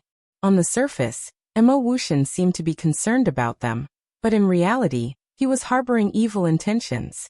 They knew that both Mo Wuxian and Yan Tianfeng wanted to get rid of them. But because they had been on guard all along the way, they didn't let the two of them get a chance. At this very moment, naturally, Emma Wuxian would not miss such a good opportunity. However, even though they knew this, they had no way out. The golden-haired youth's strength was far beyond theirs. If they dared to say no, they would definitely be killed. The other shore was right in front of them. If they died now, it would not be worth it. Seeing that the two of them were hesitating, the golden-haired youth did not hide the murderous intent in his eyes. He shouted, "Why aren't you going?" The most important thing was that the blood puppets behind them were about to catch up. If they couldn't figure out the reason for the 5 people's deaths before the blood puppets caught up, they could only force their way in without any mental preparation. At that time, they might not be able to survive. Let's go. Even though it's dangerous, it's still an opportunity. Lu Yunfeng transmitted his voice to Pei Sancher. If they could restrain themselves after finding out the reason for the 5 people's deaths, they would definitely be the first to reach the other shore. Phew. Pei Sancher took a deep breath and drove the small boat side by side with Lu Yunfeng, slowly moving forward. At this moment, Emma Wuxian and the others held their breaths and stared at the two of them. Finally, Lu Yunfeng and Pei Sancher entered the range of 100 meters. "Save me. Don't leave me behind. Mother misses you, come back quickly. Child, why aren't you answering me? I'm right behind you, quickly turn around and look at me." Immediately, an incomparably mournful and despairing voice came from behind the two of them, continuously drilling into their ears. "You two bastards, I've wanted to kill you for a long time, go to hell. You actually want to shake our position, you really don't know life from death. Let me tell you, you'll never be able to leave the 9 nether yellow springs alive." Following that, Emma Wuxian and Yen Tianfeng's voices entered their ears, filled with bone-piercing killing intent. Even, they could clearly feel 2 terrifying auras erupting from behind them. The two of them turned pale with fright, and hurriedly looked back. But when they saw it, the two of them were dumbfounded. This was because Emma Wuxian and Yen Tianfeng did not show any signs of fighting. Oh no! The two of them suddenly came back to their senses. This was an illusion. But it was too late to understand now. Accompanied by 2 mournful screams, their bodies directly exploded, and blood splattered across the sky. Seeing this scene, the golden-haired youth and the others were extremely shocked. Wasn't this death too fast? What was going on? At this moment, in their eyes, the mere 100 meters in front of them was like a forbidden zone of death, and they did not dare to step into it. Roar. At this moment, a series of roars sounded from behind, less than 100 meters away. Needless to say, the blood puppet had caught up. The green-haired youth shouted, "We can't care about that anymore, let's go." Immediately, the group of people steered the boat and braced themselves as they headed towards the stone stairs. But just as they entered the range of 100 meters, all the boats stopped. Each of them had a ferocious look on their faces as they struggled frantically. In the blink of an eye, another 4 people turned their heads and exploded to death. Adding Lu Yunfeng and Pei Sancher, as well as the 5 people who died at the beginning, 11 people had already died. And these 11 people were all war masters. However, the blood puppets did not chase after them, but they did not retreat either. They blocked behind Tan Wu and the others, clearly wanting to cut off their retreat. At the same time, Qin Feiyang and the others, who were flying over, also saw the stone stairs that led to the clouds. And when the 2 words Higan entered their sight, the 8 of them were overjoyed. Dong Zhengyang said excitedly, "We're finally here, quick, catch up now, maybe we can still make it in time." After enduring for so long, he finally saw Higan. He had almost forgotten about everything. Qin Feiyang glanced at the stone stairs, then at the stone tablet, and then at the blood puppets in front of him. Suddenly, he noticed that there were more than a dozen boats floating towards them. However, because there were too many blood puppets blocking his line of sight, he could not see the situation of Tan Wu and the others, but his intuition told him that something was happening in front of him. At this moment, Dong Zhengyang and the others had already steered the boat forward. Qin Feiyang's expression changed, and he immediately steered the boat to chase after them, at the same time shouting, "Stop! Higan is right in front of us. Why are we stopping?" Zhao Yu said without turning his head. Didn't you see those boats floating over? There are more than a dozen boats. In other words, more than a dozen people have already lost their lives. It must be very dangerous ahead. Don't be rash. Qin Feiyang said angrily. Hearing this, Dong Zhengyang and the others glanced at the sea, and when they saw the dozen boats, they suddenly shuddered and hurriedly braked. Qin Feiyang caught up with them and said in a deep voice, "If you continue to be so impulsive, I won't care about your life or death." "I'm sorry. We were wrong." Whether it was Dong Zhengyang and the other two, or Ling Yu and the other three, they all looked ashamed and apologized to Qin Feiyang. Suddenly, two desperate screams came from afar. The 8 of them looked up, their eyes full of surprise and doubt. Qin Feiyang's eyes were solemn, and he said, "Without a doubt, it's not that easy to reach Higan. Be careful." Dong Zhengyang and the others nodded. "Let's go." Qin Feiyang waved his hand, and the 8 of them once again steered the boat and sailed in that direction. Roar! The blood puppet that was chasing them from behind suddenly roared angrily. Immediately, the blood puppets behind Tan Wu and the others all turned their heads in an instant and looked at Qin Feiyang and the others. Damn it! Qin Feiyang and the others' faces darkened. They didn't know how many blood puppets were behind them, but there were more than 50 blood puppets in front of them. Roar!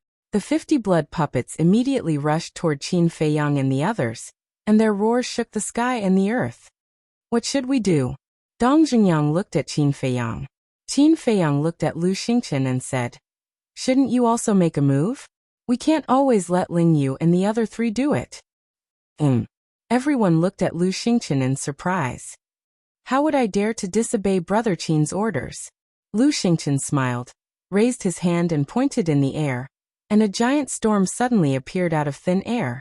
Those wind blades emitted the power to destroy the world. At the same time, his aura was like a rainbow, as if a god had descended to the world. What a powerful aura! What a terrifying battle art! Lu Xingchen, you're actually a 3-star war grandmaster. Dong Zhengyang and Ren Wushuang were dumbstruck. Ling Yu and the other 2 were also shocked.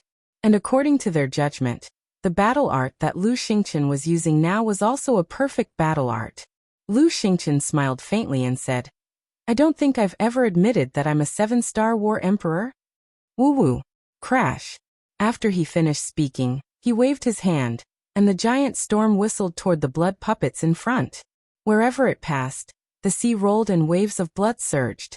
Those blood puppets were like rotten wood, unable to withstand a single blow, and a large number of them were instantly obliterated. In just 2 blinks of an eye, the giant storm forcibly tore a hole in it. Ling Yu and the other 3 looked at each other. They never thought that there would be such a terrifying expert hidden in the spiritual state. Now is not the time to be distracted. Let's go! Qin Feiyang shouted. The 8 of them steered the small boat and followed behind the giant storm, advancing rapidly. In less than 10 breaths, the 8 of them rushed out of the encirclement. But when they saw the current situation of Tan Wu and the others, their faces were full of shock and bewilderment. What were these people doing?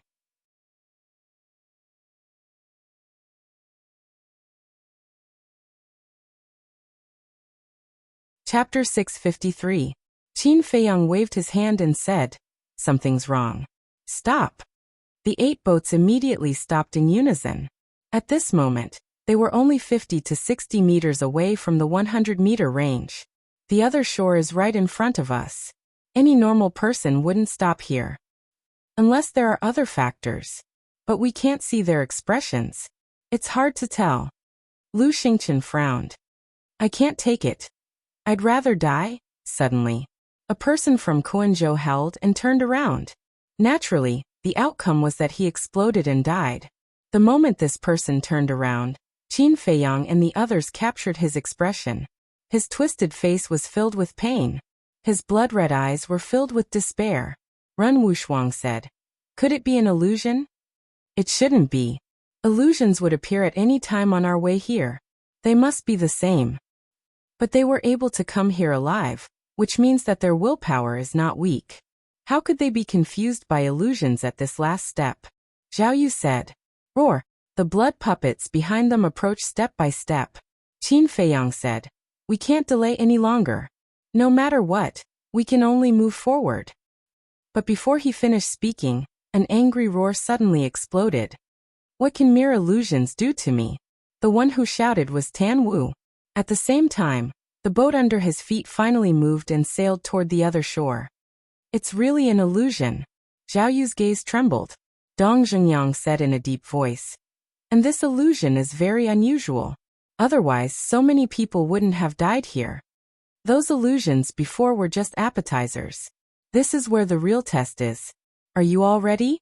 Qin Feiyang glanced at the 7 of them. The 7 of them nodded heavily. It wasn't easy to get here. They definitely couldn't fall here. Let's go. Qin Feiyang waved his hand. The 8 of them drove the boat and rushed into the 100-meter range. Immediately, like Tan Wu and the others, the boat stopped in unison. All kinds of tempting voices turned into a terrifying sound wave and poured into their minds. His face and eyes were filled with pain and struggle. Just as the 8 of them entered the forbidden area, the golden-haired young man and the green-haired young man roared and broke free from the illusion one after another. However, when they saw that Tan Wu actually woke up before them, a trace of viciousness immediately crept up between their brows. Tan Wu, the first person to reach the other side must be us. Stop right there. The golden-haired young man shouted, his eyes filled with killing intent. Tan Wu ignored them and stared at Higan with a burning gaze. I told you to stop, didn't you hear me? The murderous aura between the golden-haired young man's eyebrows became even thicker. Tan Wu gave a cold snort and turned a deaf ear. Break. At this moment, Emma Wu Shun's roar sounded out, and he also woke up and immediately steered the small boat towards the opposite shore. Back to Qin Feiyang. At this moment, his hands were tightly clenched, and his face was distorted. Sweat was dripping down his forehead like rain. This was because the voices of countless people were echoing in his head. There was his mother's voice, it was Uncle Yuan's voice. There was Ling Yunfei's voice, it was Luo Qingzhu's voice, it was Jiang Jingyi's voice, and the voices of Ma Hongmei, Zhuo and old monster Lu, and Dong Zheng. In short, whether it was his relatives, friends, or enemies who had died in his hands, they were all talking behind his back at this moment. Some people said that they missed him. Some people said that they wanted to kill him. There were also people who said that they wanted to take his life. Moreover, some voices sounded in his ears. He could even clearly feel the hot air coming out of the mouths of those people who were talking. It was as if there was really someone behind him. Qin Feiyang also finally understood now why Tan Wu and the rest would stop here. Because the illusion here was too real. It was no exaggeration to say that the illusions he had experienced on the way were not even 1/10,000th of the illusions here. Your Highness, is the outside world fun? Do you want to return to the imperial capital? Unfortunately, you are no longer the 14th prince. You are now just a dog that no one wants. You will never be able to return to the imperial capital. Haha. Suddenly, the voices in his ears changed and turned into mocking laughter. Wild laughter. The appearance of these voices caused Qin Feiyang's murderous aura to soar. Because the owners of these voices were the people who had hurt him in the imperial capital. He was going crazy with hatred. His nails had already sunk into his skin, and blood was flowing. But he gritted his teeth and endured it. The last bit of reason he had told him that he absolutely could not turn back. Suddenly, a monstrous murderous aura rushed out of his body. His black hair fluttered as he roared towards the sky. I swear, I will kill all of you with my own hands and make you regret it.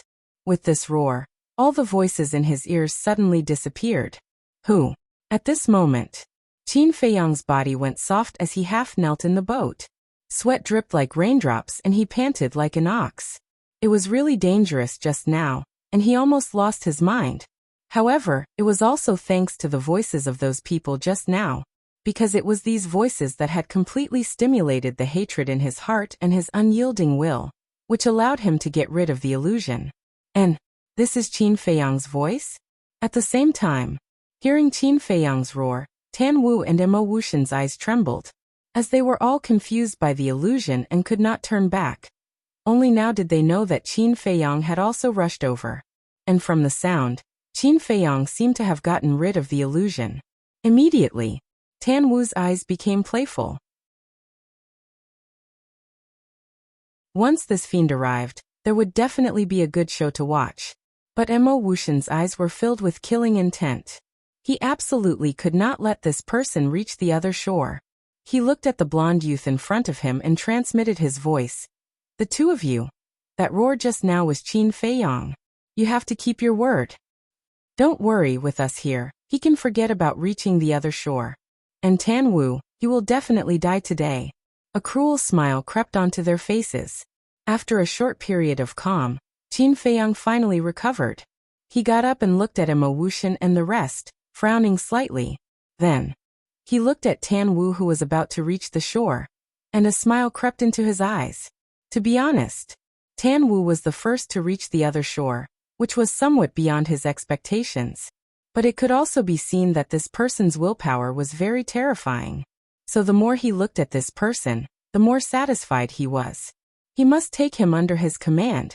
At this moment, the boat under Tan Wu's feet finally reached the shore. Seeing this, the blonde youth was immediately anxious and said angrily, Tan Wu, do you really not want to live anymore?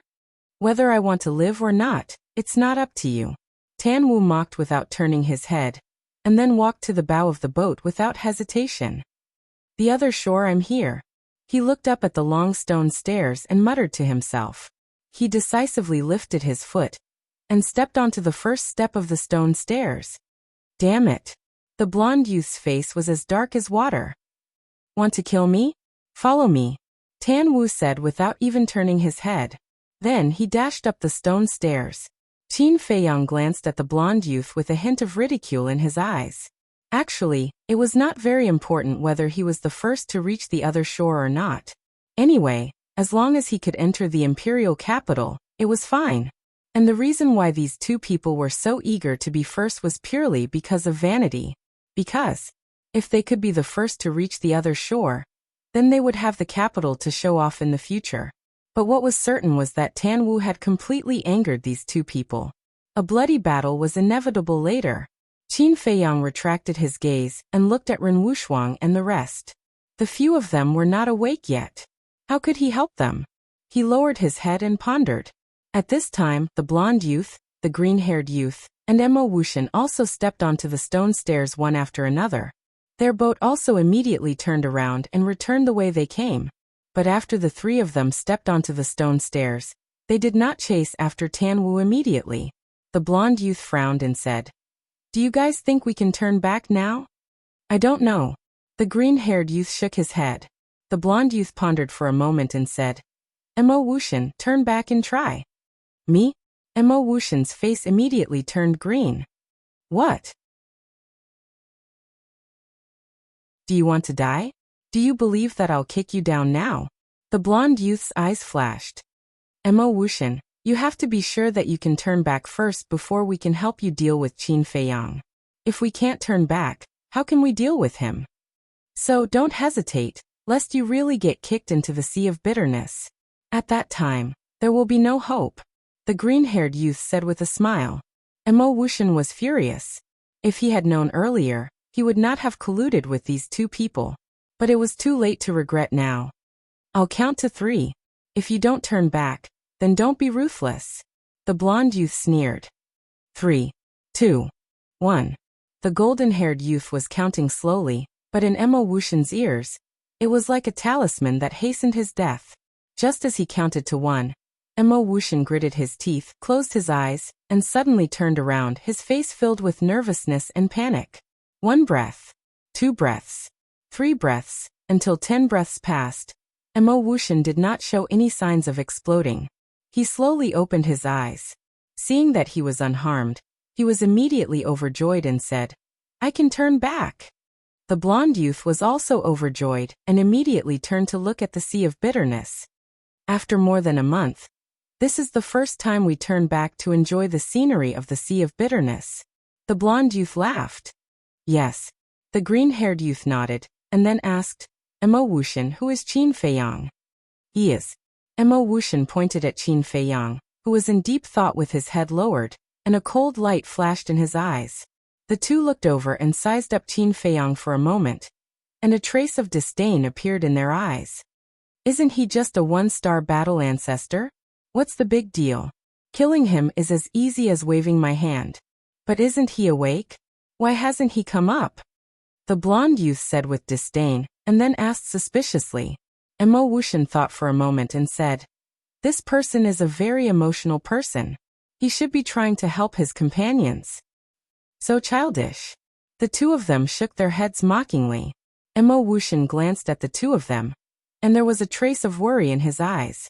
The two of them were too arrogant. If they did not quickly get rid of Qin Feiyang, they would definitely suffer a great loss in the end. His eyes flashed slightly and he laughed. "The two of you, in order to prevent any accidents, why don't we kill him now?" "Good idea. We have already left the Sea of Bitterness, and can kill him freely. But his hands and feet are tied on the small boat." The two of them laughed very brightly. Mo Wuxian also laughed. "Then what are we waiting for? Let's end his dog life." Boom. Immediately. You're tuning in to the Li Mei's Wuxia Whispers YouTube channel. We're so grateful for your support, and don't forget to subscribe to join us on this incredible journey through captivating stories. Your generosity through donations truly makes a world of difference, as it's the primary source of revenue that allows me to expand and enhance this channel for you. Thank you from the bottom of my heart for being a part of this adventure.